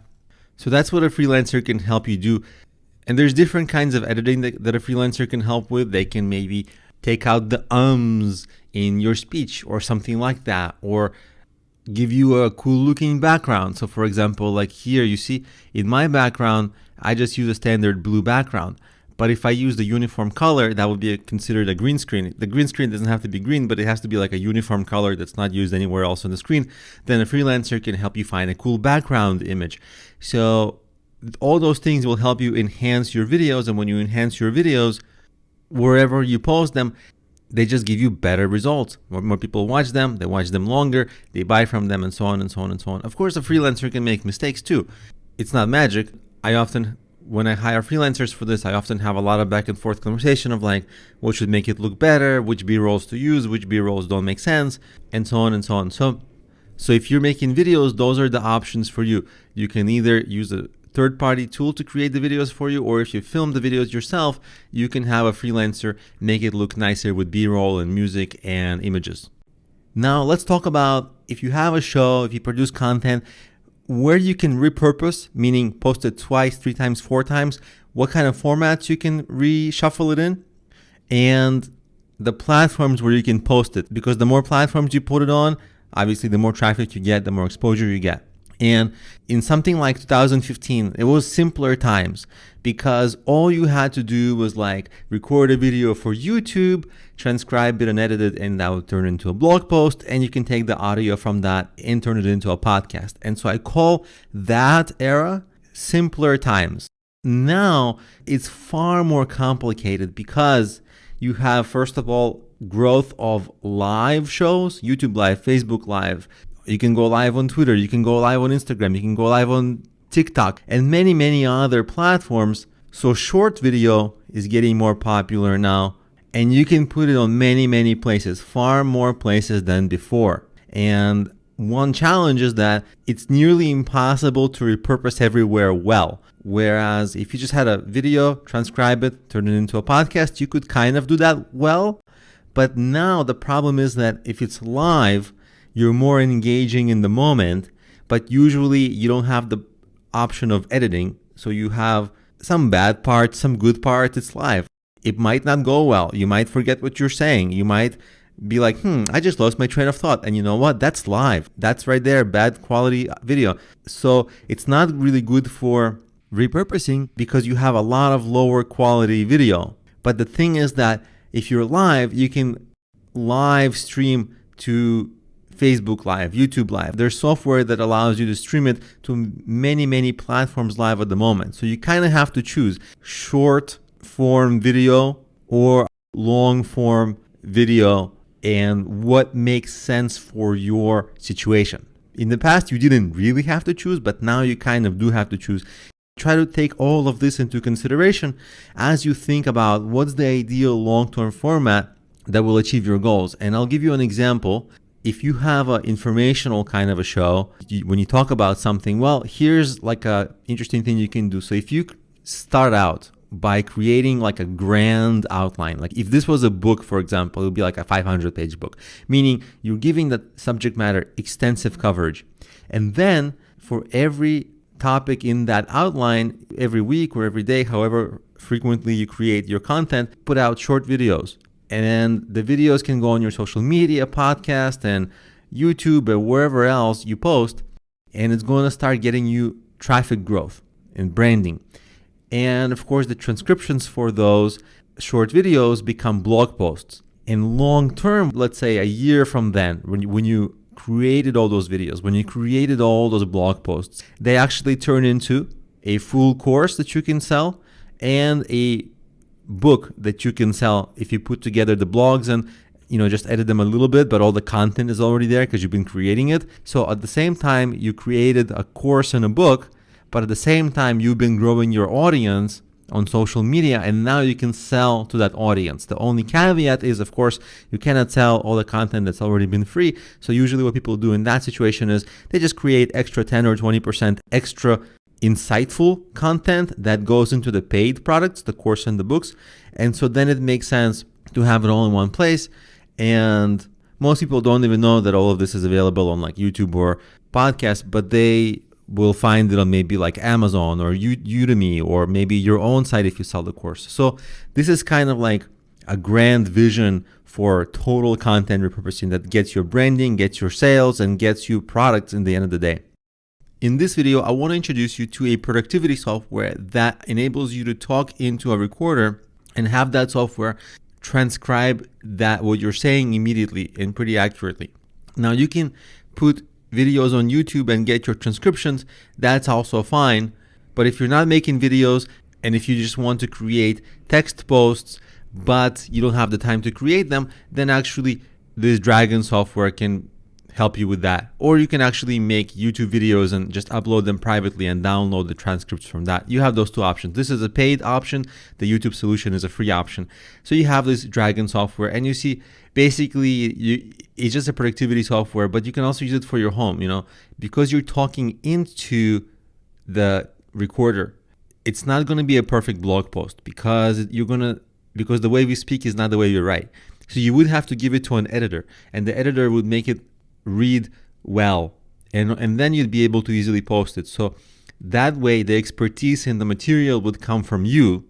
Like let's say you're talking about something complicated, which you should be talking about something maybe not complicated, but at least insightful, deeply insightful about your subject matter. Otherwise, why are you making a blog post? Because the web is full of low quality, low insight posts. Nobody needs more of those. But if you're making some awesome posts, then a freelancer can't really write that for you because they don't know your subject matter as well as you do.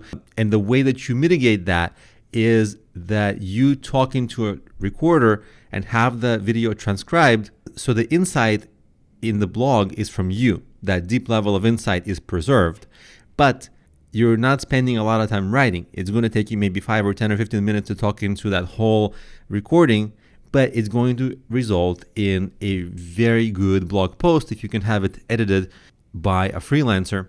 So that way you get the best of both worlds, where the blog post has deep expertise, is written well, and you haven't spent a whole lot of time on it, because if you were to write that blog post, it would maybe take you a couple of hours. In this video, I want to introduce you to the Revive Old Posts WordPress plugin, which is one of the industry standard plugins, you can almost say, for SEO and getting you a little bit extra social media traffic. Let me explain how it works. When you install this plugin, and I'll walk you through all this in a second, when you install it, it's going to go through your old posts, the posts that most of us forget to promote and forget to keep doing SEO for, and posts it for us in an automated fashion on social media so that it revives old posts, as the name says. And let me walk you through what you would get in the free version and the paid version. The free version is great. You can promote on Facebook and Twitter, and then your other things are paid, like LinkedIn is paid, Tumblr, Pinterest is paid, and if you want to post to your Facebook groups, that's also paid. But really, the reason I use this is not only will this get you a little bit extra traffic, but it gives your older posts extra activity. And when your older posts have extra little bit of traffic, extra little bit of social sharing, they get an SEO boost. And this plugin allows you to have that in an automated fashion. And while for most people, the free version is just enough and is just fine, the paid version also has options for e-commerce like WooCommerce, posting, and then you get access to more of WordPress media library and other features like that. You can read through all the features here, but let me walk you through how it works. Here is a very basic WordPress setup, and when you go to plugins, you can search for this plugin like Revive Old Post, and the way you would know which plugin it is you can see this revive.social, and by seeing that, you'll know which one it is, because you have some other plugins that look similar, but this is the one you want. You can also tell because they have a lot of installations. Other plugins here don't have nearly as much installs. So when you click install now, it's going to install. And so it's installed, and then you say activate. Once it's activated, you'll get a little pop-up screen like this. You see, notice on the left side of your WordPress, it says this. You have that link here now. And it sort of has like a starter thing. It's going to walk you through how to get started with it. So you click here to get started. Okay, so you click next. And these tabs on top, they're going to be your general setting tabs. And you click next. It's going to walk you through how to do everything. You can set up your social media accounts and so on and so on. Now, let's actually set up our Twitter.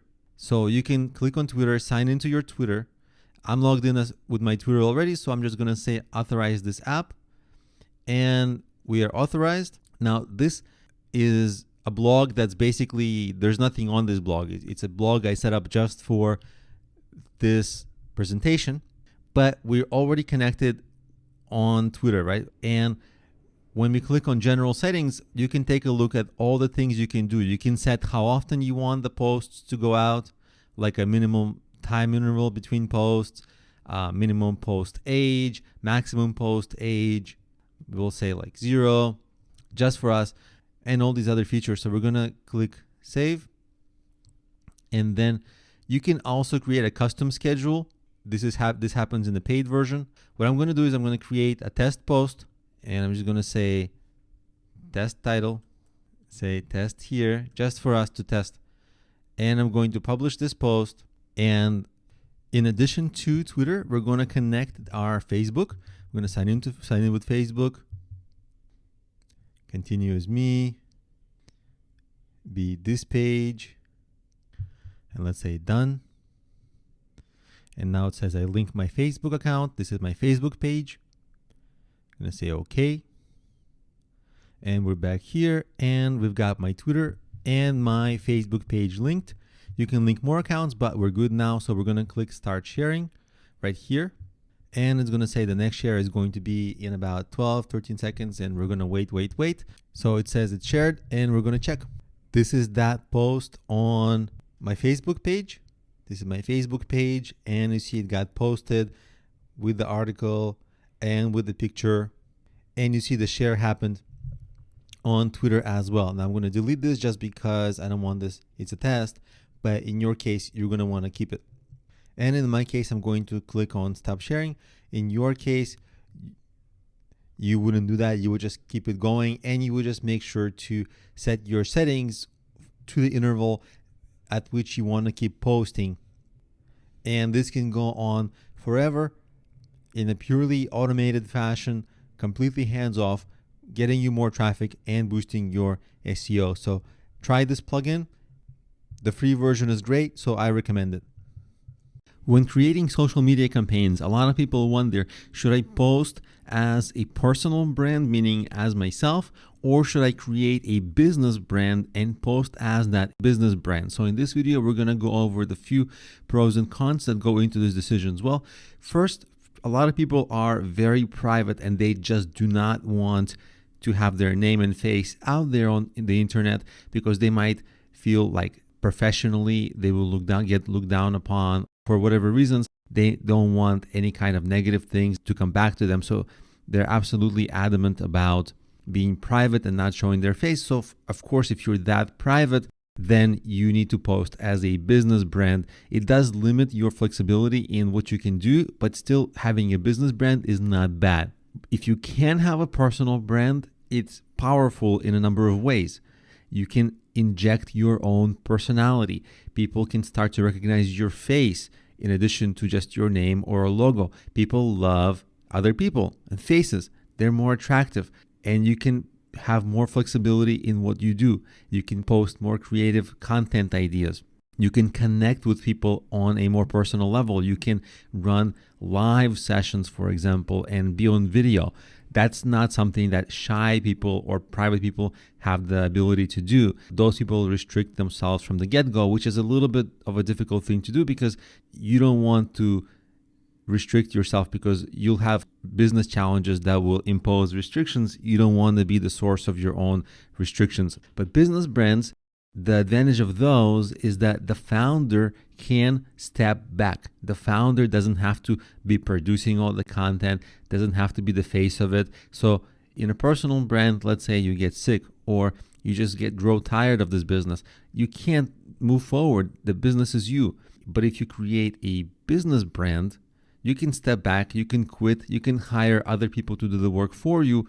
You have that flexibility, and eventually you can even sell your business because that business is a standalone brand, whereas a personal brand is not something you can sell and it's not something you can get out of. It's something you're kind of stuck with in a way, in a good way. But also if you're tired of it, if you want to move on, then once you move on, like, oh, that money is gone or a lot of it is gone because you're just not sustaining your audience and not creating additional content as your brand. So when you embark on a personal branded business, it can become like a job and a chore that you have to do because you regularly have to post content. What kind of content is something that you decide later, but you have to understand it's like you're kind of getting married to this. But a personal brand is extremely powerful. You get recognized, you grow business connections, grow authority in your field, more additional doors and opportunities open up to you years and years in the future. And you just get recognized more and more and more, and you become like a mini celebrity in your industry. And that's really one of the most powerful tools for sales, because with that recognition grows trust, and with trust grows sales. On the other hand, some businesses have both, like a business brand that is active on social media, but also a personal brand. Maybe the CEO does a lot of the personally branded content, and the CEO is a very publicly facing CEO or founder, and they interact with people and they make the business just that much more personable. That's also great, but you do have to decide what's the role of the social media personality, the business brand and the personal brand of the CEO. Is the CEO going to be friendly and engaging, or is the business brand going to be all about providing official news and tech support or something else? So what's the division of labor between the two? You can do both, but generally, if you're a small business, you got to pick one of them as your main one and then really go with that one based on all the pros and cons that are outlined here. In this video, I want to create kind of a reiteration and a reminder of like, okay, well, how do you create an actual content plan? So let's say you have a business you want to create. what's the plan for your next 50 posts or so. And you can do this for your own business, or if you're doing it for a client, if you're a freelancer or if you're an agency. So this is for both situations. So first of all, you have to clearly identify your goals. What do you want to achieve? Because everything will come from those goals. And the goals can be just generating sales, can be customer re-engagement, that's existing customers. It can be warming up your potential leads. It can be branding. It can be a lot of different goals, but you got to pick a singular goal. You can hope to achieve all these things, but one should be priority above all the others so that it's clear what the content should try to accomplish. Then for the kind of business you have, you want to identify the best content medium. Like, is it YouTube? Is it blog? What's the best fit for you? And what's the best kind of media? Is it video? Is it audio? Is it written? Then from that, you create your long-term content creation plan. And the way you position each piece of content is like this. For example, let's say you decided, okay, SEO is going to be a big part of my discoverability. I want clients to come from searching, and so SEO. So that means that the content you create, maybe YouTube videos or blog posts, would have a lot of SEO focus. Or maybe if it's authority, then you want to create the content that maybe has a lot of references to scientific studies or research so that you can appear as a very authoritative source. Or if you want branding or reach, then you want to create the kind of content that's more viral. So SEO may be less of an issue, and maybe you want to spend more time in your content creation being funny, being flashy, being more interesting, more shareable, making that kind of content, and you'll know which to focus on once you identify your goals and pick the type of medium and the platforms on which you'll be promoting, and it will all kind of fit into place if your planning is structured that way, which is obviously going to give you much better results if you're putting out random posts. In this video, let's talk about the situation if you're not really doing this for your own business, but you're doing this as a freelancer or as part of an agency, and you're doing this for clients. What's different? Well, for clients, client management, you have to manage them, is very important because clients will have all sorts of wild ideas of what you should do and what they heard on the internet and what they saw on YouTube. They have no idea. You're the expert, and they're going to tell you to try to do everything and send you on all kinds of wild goose chases. And by the way, they will want this at cheap prices, and they're going to ask you to generate sales, create branding, everything else.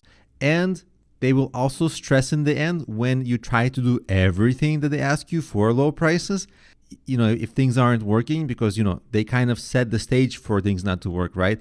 They kind of just gave you a bunch of random things to achieve. And then ironically, they're going to blame you if you don't achieve their goals. So maybe they want sales as their main goals, but because they wouldn't let you focus on sales because they had all these ideas they ask you to implement, you don't achieve your goal, and they're going to say it's your fault. It doesn't happen like that with every client, but it happens like that with many, many clients. So this is something to really be careful of. So what should you do? You got to explain to your clients everything patiently and many, many times, because you do have to excuse them, because whatever you're helping them with, they're not expert in that. You're the expert, and you have to be patient. Even though they're paying and they're the boss, we should understand, you're the adult, they're the child. Very often it's like that. We cannot tell them that, but that's how it is. So you have to discuss what you will do with them, educate them, make them choose singular goals for what you should achieve. If you ask, what do you want? They're going to say branding, sales, everything else. No, you should say, what's the main thing? Okay. And then you center all your strategies around that and explain your methods. Make sure that they understand. Ask them, do you understand? Do you agree with it? If they agree with it, great. And then you also have to explain to them why their ideas would set them back. Make sure they understand. Literally ask, do you understand? Look at them in the eye. See if they're showing acknowledgement. If they acknowledge the risks of their ideas and they still want to do it, that's fine. But you will tell them, okay, but This might take longer. This might cost more money. Is that okay? They should say, yes, that is okay. And you put it in writing. Because remember, you're the expert. You must be the source of suggestions for the good practices. And you're supposed to help them avoid all the random suggestions they'd get from YouTube or wherever else they're getting their bad ideas from. And you always have to do this politely and professionally because they are paying. This can be an exercise in patience because it's a waste of time all the time to explain things to them, and it's okay to explain for the first time, but about the fifth time it gets old. But that's your job. Make sure you get there okay on everything. Then you document that. And then if they complain in the future, you show them those meeting notes where they said, okay, I acknowledge the risk. I still want to do strategy X. You show them those notes and say, hey, you chose this. I tried to talk you out of it. That's how you can keep yourself from having these crazy complaints by stressed out clients and have them not become their own worst enemies and not get in the way of you actually doing good work for them. So that's how you manage your clients.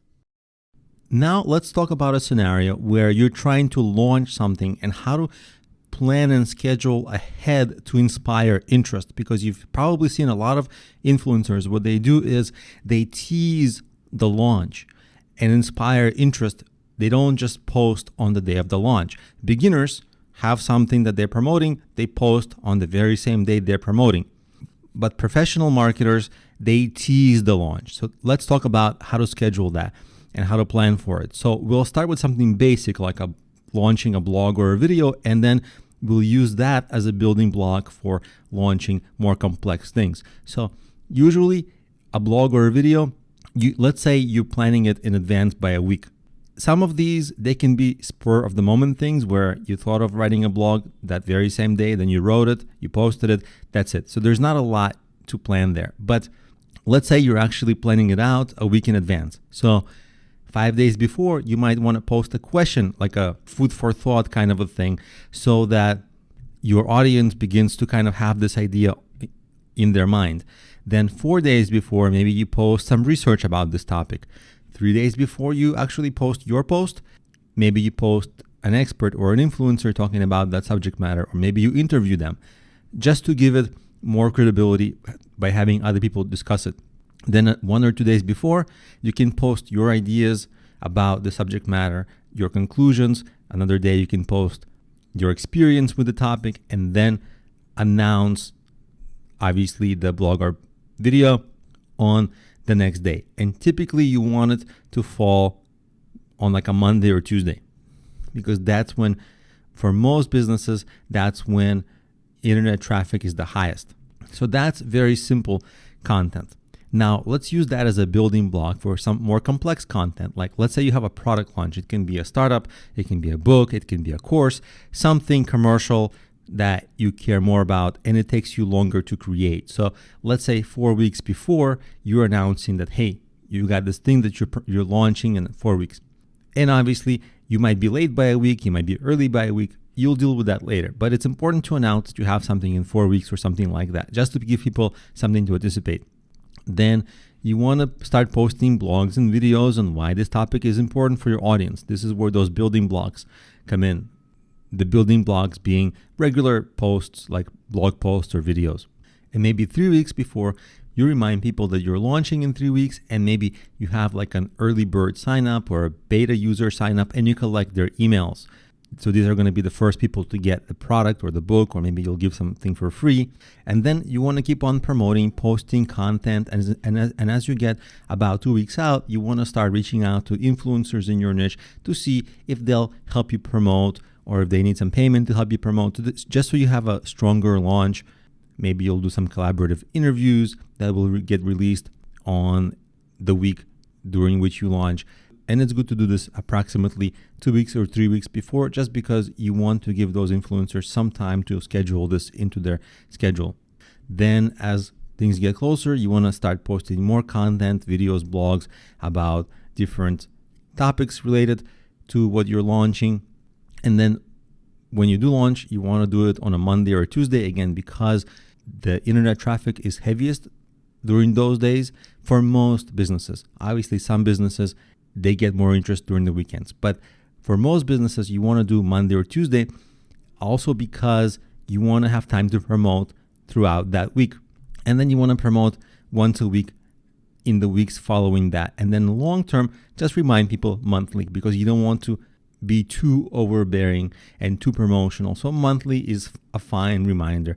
And in the meantime, all in between, you want to just keep on posting educational posts to make people interested in that subject matter. So hopefully now you understand how to schedule different kinds of launches on social media so that you gain the most attention for them and have all that happen in a very deliberate, planned, systematic, organized way. This video is meant to introduce our upcoming section of the course, which is how to go viral with memes. Memes are funny, they're engaging, and what's really important for us, they're often shared, meaning they add to our virality, meaning new people can discover our brand and current clients can engage and re-engage and like our brand more. So what I'll be showing you is how to find many available memes online that you do not have to make. Or if you want to make them, I'll also show you how to make your own very easily. You can have photo memes, you can also have GIF memes, and once you have them, you can use it throughout all your social media, wherever you can post GIFs and photos. And if you find or make great ones that are funny, they'll get shared and you'll float up in the hashtag rankings, and it's possible to get a boost in exposure. And this is a strategy that doesn't require a lot of work, but most people simply don't do it, but it's a great potential secret weapon for you. So a lot of people think that they have to create a lot of their content, especially the viral content, but it's actually really hard to create. And why would you do it when there's a ton of viral or semi-viral content available to use for free? Here's an example. So I'm obviously in the business/entrepreneurship niche. So that's what I Googled for here, business memes. Okay, very good. And there's a lot of memes. A lot of them are not that funny, but some of them will be pretty funny. And you can find both inspirational and funny memes depending on what you'd like to post. If you post only funny or only inspirational, it will get a little boring. But this is fantastic if you want to mix things up with your regular posts. So let's see if we click more images for business memes. And obviously you can have other searches that you do. I just did business memes, which is a pretty boring topic. You can do other topics that are more specific. You'll find more funny ones. But don't just grab the first one, although the first one here is pretty funny. Hello, this guy has this song. Is it me you're looking for? And so they're making a play on this. Is it leads you're looking for? So if you're marketing, this might be a good one for you. But a lot of these, they're a little bland. Let's make money together. Okay, it's boring. Don't use that. So you got to sift through these. For me, when I was preparing for this video, I found one I really liked and I thought it was hilarious. So this one, starting a business, you look younger, and then running a business, you look like an old man. Totally true. People can identify. It's super stressful, and people will have a laugh at it. And you can share it from right here if you want to. You see that? Boom. And you share it to your Facebook, Twitter, and you can also copy it and share it wherever else you want. Now, some of these images will be copywritten, so you cannot use them for commercial purposes. So how do you find ones that you can use for commercial purposes? For example, you can go to advanced Google image search, and the first result will be exactly Google advanced image search. And what you do is, you see here, it says it's not filtered by license as a default, but you want to say free to use, share, or modify even commercially. That's what you want. Or if you don't modify, free to use or share even commercially. That's if you don't modify them. So then you go business memes, and it will find you all the business memes you can use. There's going to be fewer and you'll have to sift through them more, but at least you'll be able to use this content without any worry. You can also search Google for copyright free, let's say business memes like I'm doing here, and find what you like. And let's say you don't like anything or too much. You would change it around, wherever you search business memes, you would just change that to like entrepreneur memes, right? So, and different memes would start coming up. Some will overlap, some will not overlap, some will be new. So this is approximately how you begin to find copyright free, funny, viral images you can use right away without having to create them. And in the next videos, we'll get further into how to find more and how to create your own. In this video, let's talk about how to create your own memes for free. So I'm on this website, imgflip.com. It's a pretty standard website. There's a lot of websites like this where you can find a lot of existing memes you can use and create your own. So there's a lot of sites like this, but this is just one good example of them that's great to use. You of course can browse existing memes, but for now, we are here to make our own meme. So on the right side, you would say something like make a meme, and you see all these popular memes that you see online all the time, right? People just put words on them and make it funny. So you would choose one. I've actually chosen one. And by the way, you see, there are some already pre-made one. They just might not be a fit for what you're doing for your brand. But let's say we make one. So I'm in the business niche. So I had to make something for the business and entrepreneurship, and I made one. And you might think, well, Alex, you are really not funny. Okay, fine. I'm not a comedian. But at least this is mildly funny to me. I admit it's not that funny, but here's this guy, it's me, and I'm looking at high paying clients. Oh, cool. And then people trying to bargain. I'm like, no, I don't want to deal with that. So you would just say, create a meme, and you can use this meme right away. You can use this link, and that's what we'll do. You see, I took this link and I posted it on my Facebook group, and I posted it on Twitter as well. Here it is on Twitter. It was as easy as posting the link here, and then obviously using some hashtags. So I use the hashtags entrepreneur. If people like it enough, it will start trending in that hashtag. Obviously, this is not as funny as it could be. I spent about 3 to 5 minutes trying to come up with this little joke. If you spend more time and as you become better at it in your niche, and as you start to explore what really makes it funny and actually becoming really funny, you'll start to have these things get shared. And when you start to have these things get shared, that's called virality. That's another word for this thing going slightly viral. And of course, more people will get exposure to your brand. So it's that easy, and you can post it all over your social media, Pinterest, Instagram, wherever. So that's how you create photo image memes. And by the way, totally for free and in just minutes. In this video, I'm going to show you how to create a GIF meme, which is kind of like this little video that you see, all these little videos. And I basically wanted to make a nice one for my students. So I searched for gratitude in this site called Giphy. Giphy is probably the most widely known such site for this. And you can do a lot with this here. There's stickers, there's reactions, but here we have GIFs because they are kind of extra little bit cool. For some people, they're annoying because they're just short videos that repeat, but they're kind of cool. And at times they can stand out more than images, and it's good to break things up, sometimes posting meme images, sometimes GIFs. So it's a good option. So for me, I found this one. I want to say thanks to my students. So what I would do after searching, let's say you settle on one, you find one, you click here, this little link, and it says link copy to the clipboard. And then what you would do is you would say create your own. See, create here. And you would put that URL right in here, and you see it starts creating it for you. So here you enter your caption. I'm just going to say thank you, students. And so I wrote a nice note here. Thank you, students. I appreciate you, your instructor, Alex. This is not funny, but this is just nice. And you can play around with the colors of the text, see which one stands out. I kind of think red is okay. White probably was better. The style, you can play around with that. Whatever is bigger and more readable, I think I like that. This one is nice. And you see I put some stickers in here on this tab, and then go back to the caption, and you basically go down, continue to upload, and you create it.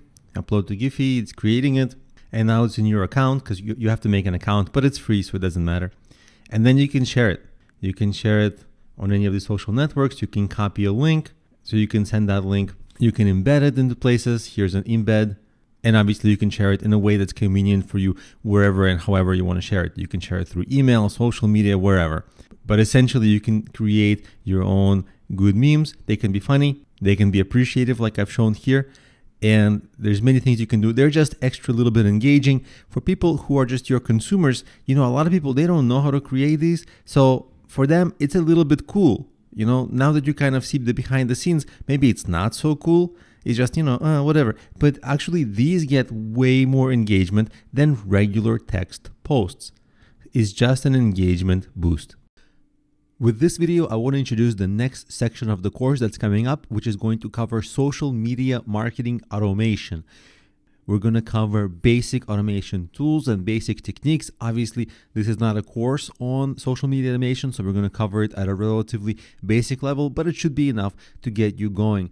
We're going to do things that's going to save you time in posting and scheduling, and you're going to be able to get traffic and even maybe sales from that social media automation in a productive way so that you don't spend and waste a lot of time on doing random social media postings. And you're going to be able to get followers and re-engage existing followers on your social media, because sometimes your followers need a lot of reminders before they engage. So that's going to be one of our goals with the social media marketing automation, is that you're going to have a lot of posts outgoing on a regular basis to keep reminding your potential clients to engage with you without taking too much time. Plus, all that extra sharing on social media, Twitter, Facebook, etc., actually helps your YouTube rankings and even Google rankings.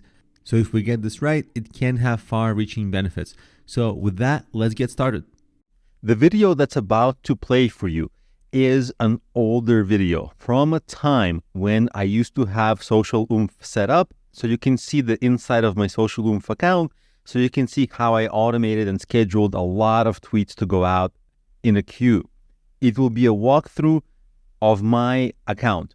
This video that's going to play is a little older, so it's going to have a little bit worse video quality. Please bear with that. If you're not interested in social media automation, you can skip this video. But if you are interested in it, then just watch this video to see how I automated mine. So I just wanted to make this introduction to the video so that you can understand why the video quality will be less good than my other videos. Because since I no longer run this automation, this older video is the only option I have for showing you the inside of the account. Now I want to show you the inside of my Social Oomph account to see how this social automation works. You connect your networks through here. I'll show you that in a second. But first I want to show you, because my networks are already connected, I want to show you about the posting. And this is the main posting area. And you can see all the options. I can manage existing queues. And as you can see, I've set up a queue that independently goes on Facebook. And you can see if I click edit, that it posts to my, here you see the highlighted thing, it posts to my Facebook group, and it also posts to my Facebook page. And it could have also posted to my Facebook fan page or anything else, or my personal account, but I didn't want to connect my personal account.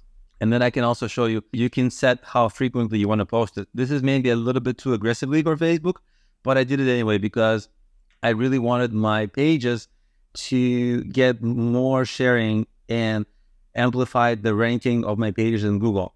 So I am a little bit negligent about irritating people. If I was careful about not irritating people, I might have set the interval a little bit further apart, but I just want to post more so that it can impact my Google ranking from my YouTube videos that I post and the links that I post to my website. That's my reasoning behind that. And you can see that I did it for my Twitter. This is my Twitter.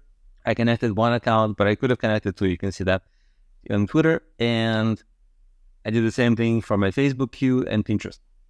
And I preloaded the tweets once. And as you can see, they have 222 updates in them. And that means I have 222 queued up tweets. And I copied them to post on my Twitter, Facebook, LinkedIn, and Pinterest. And then at any time, I can add more updates. As I make content, I can just add to the end of the updates. And also, I'll show you another thing that it has this option of recycling updates, which means that when it gets to the number 222, it just goes back and starts at the first one. So it never stops cycling. And then always you can connect more networks. I'll show you the networks that you connect. See, I have LinkedIn, Facebook, like you already saw that. And you can say connect another social account.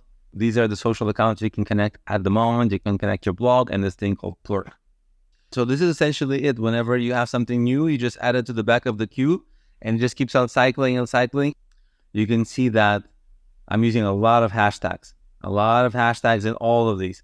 And all of them have like a unique hashtag that I'm trying to rank for with my tweets. See that?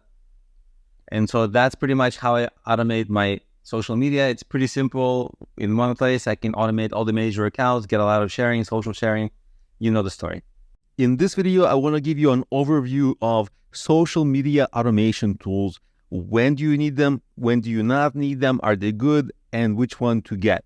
I'll give you an overview of 4 of them. But before I start, do you need them? A lot of new marketers think, oh, they have a social media automation tool. They can make one post on Twitter and it goes to their LinkedIn, on Facebook, on Instagram, everywhere, on Pinterest. They think, now I'm going to grow and it's going to make a big difference. It's not really going to make a big difference. It's not like your tweets are going to get any more exposure. You're just going to gain a little productivity. So these are productivity tools. These are not really growth tools. Yes, because of the productivity, you'll be in more places with more posts. So yes, you can grow with them, but it's not like they're going to make your posts better. It's just going to help you get organized. So what they allow you to do is schedule posts, and one post will be able to go out on all the social networks. So definitely saves you time, gives you a little more reach, and you can pre-plan your posts for the week, for the month, or 1,000 posts in advance if you'd like. Of course, most people would not want to do that, but you can. Also, if you over-rely on this, you may lose some of your authenticity on social media, so be careful of that. Now that you understand the pros and cons of this, let me get into the tools. The first tool I'm going to show you is Social Oomph. And by the way, there's a lot of these tools. They do kind of similar things in very slightly different ways. So probably at the end of the day, whichever one you get is more or less okay, but they have some differences, and I'll be showing you what differences to look out for. The one that I actually used is Social Oomph, so I know this one the best. It has probably the worst design, but it was actually really useful. It allowed me to schedule a lot of posts. Like at one point, I had 500 posts scheduled at like 1 hour intervals. So every hour, I would have a post go out on all my social medias, and when I ran through 500 posts, it would go back to the first post. So I preset the posts, and then I really never had to go back again. So that was set it and forget it. It was extra productive for me. And that's why I liked it. Now, let's look at the pricing here, because that's what we really care about. And by the way, I'm not an affiliate of these. I don't get paid. I'm only showing them to you because they may be helpful. Now, what you want to look for is how many social profiles they allow you to have. So for example, this one has a free option. What you want to look out for is how many accounts it allows you to have. So you only get to have one social profile. So for example, you can automate your Twitter, but what about your Facebook? Oh, okay, right away you need to upgrade. So the upgrade is the $15 price per month. It's not bad, but again, one social profile, that's not helpful. So you go for the $25, 10 social profiles. This is really the thing that you need. So this is the real realistic thing here. The next thing you want to look for is, can you add team members? Let's say you have a freelancer that might help you. Can you add a freelancer? And here is the answer. One team with self as sole associate. It's not really clear how many associates they allow you to add from this, but it seems like you can add freelancers. So this satisfies you pretty well. And these are the 2 important things: how many social profiles you can have, how many posts you can have, which is generally unlimited, and how many people can access this. So that's socialoomph.com. The next popular one is buffer.com. In the pricing, as you can see, there is a pretty good free plan with connecting up to 3 channels. So if you have that need, you can get away with the free plan. And then it's pretty flexible because it allows you to add per channel. So you don't have to like buy a plan for 10 extra channels. You can just buy more channels as your needs grow. The next popular one is hootsuite.com. It's a little more expensive, and a lot of it is for enterprise. You can see that the team plan is like $250. Most individual business owners wouldn't want to afford that. So you kind of stay with a professional account, which if you skip the trial, you get it for 50% off, which isn't that bad, but it does offer you some additional tools like hashtag generators, Canva integration, so you can create good design with your posts. And then the cool thing about it is that you get one inbox for all your social accounts. So you don't have to jump between like 5 different social networks. You can have one user. So if you're a small business owner, this is pretty good. 10 social accounts. So you can have all your Instagram, Facebook, as you can see, they list here. And you can get this for about $50 a month. And again, I don't get paid for mentioning any of these. These are just some options for you to choose from. And I want to give you a balanced set of options. You would just choose whatever you see fit, or none of these. For example, at the moment, I don't use any of these now. I used to. It just depends on your current needs. If you're heavily using social media, these tools will help. If you're not really heavily using social media like I am this year, for example, just because I'm doing other things like heavily filming courses, then I kind of just stopped using these. So really what you would do is understand your business needs and choose any of these or not. In any case, this one is a little bit more powerful and offers really interesting features, but it can be a little pricey. And the last one I want to show you is something a little bit more for enterprise level. The one that's more for enterprise is HubSpot.com. They have many different tools. And as you can see in their pricing, they're pretty pricey.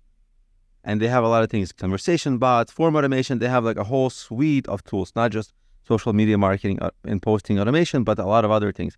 But this is more for enterprise. So if you work for a big business that can afford these rates, you can get some pretty powerful tools. And I just wanted to make you aware of these. For most individual business owners, HubSpot is too much. But for our overview, it's good for me to add so that you get the whole array of these. And if you want to, all you would do is go into Google and search for social media automation tools, and you will get a bunch of them. Here are some ads, then you start scrolling and you start getting tools, and you start getting articles about collection of tools, etc. And this way you can find many additional tools until you find one that best suits your needs. In any case, this is the overview of social media marketing automation tools. And in the next video, I'm going to show you how I used to use one to automate my posts.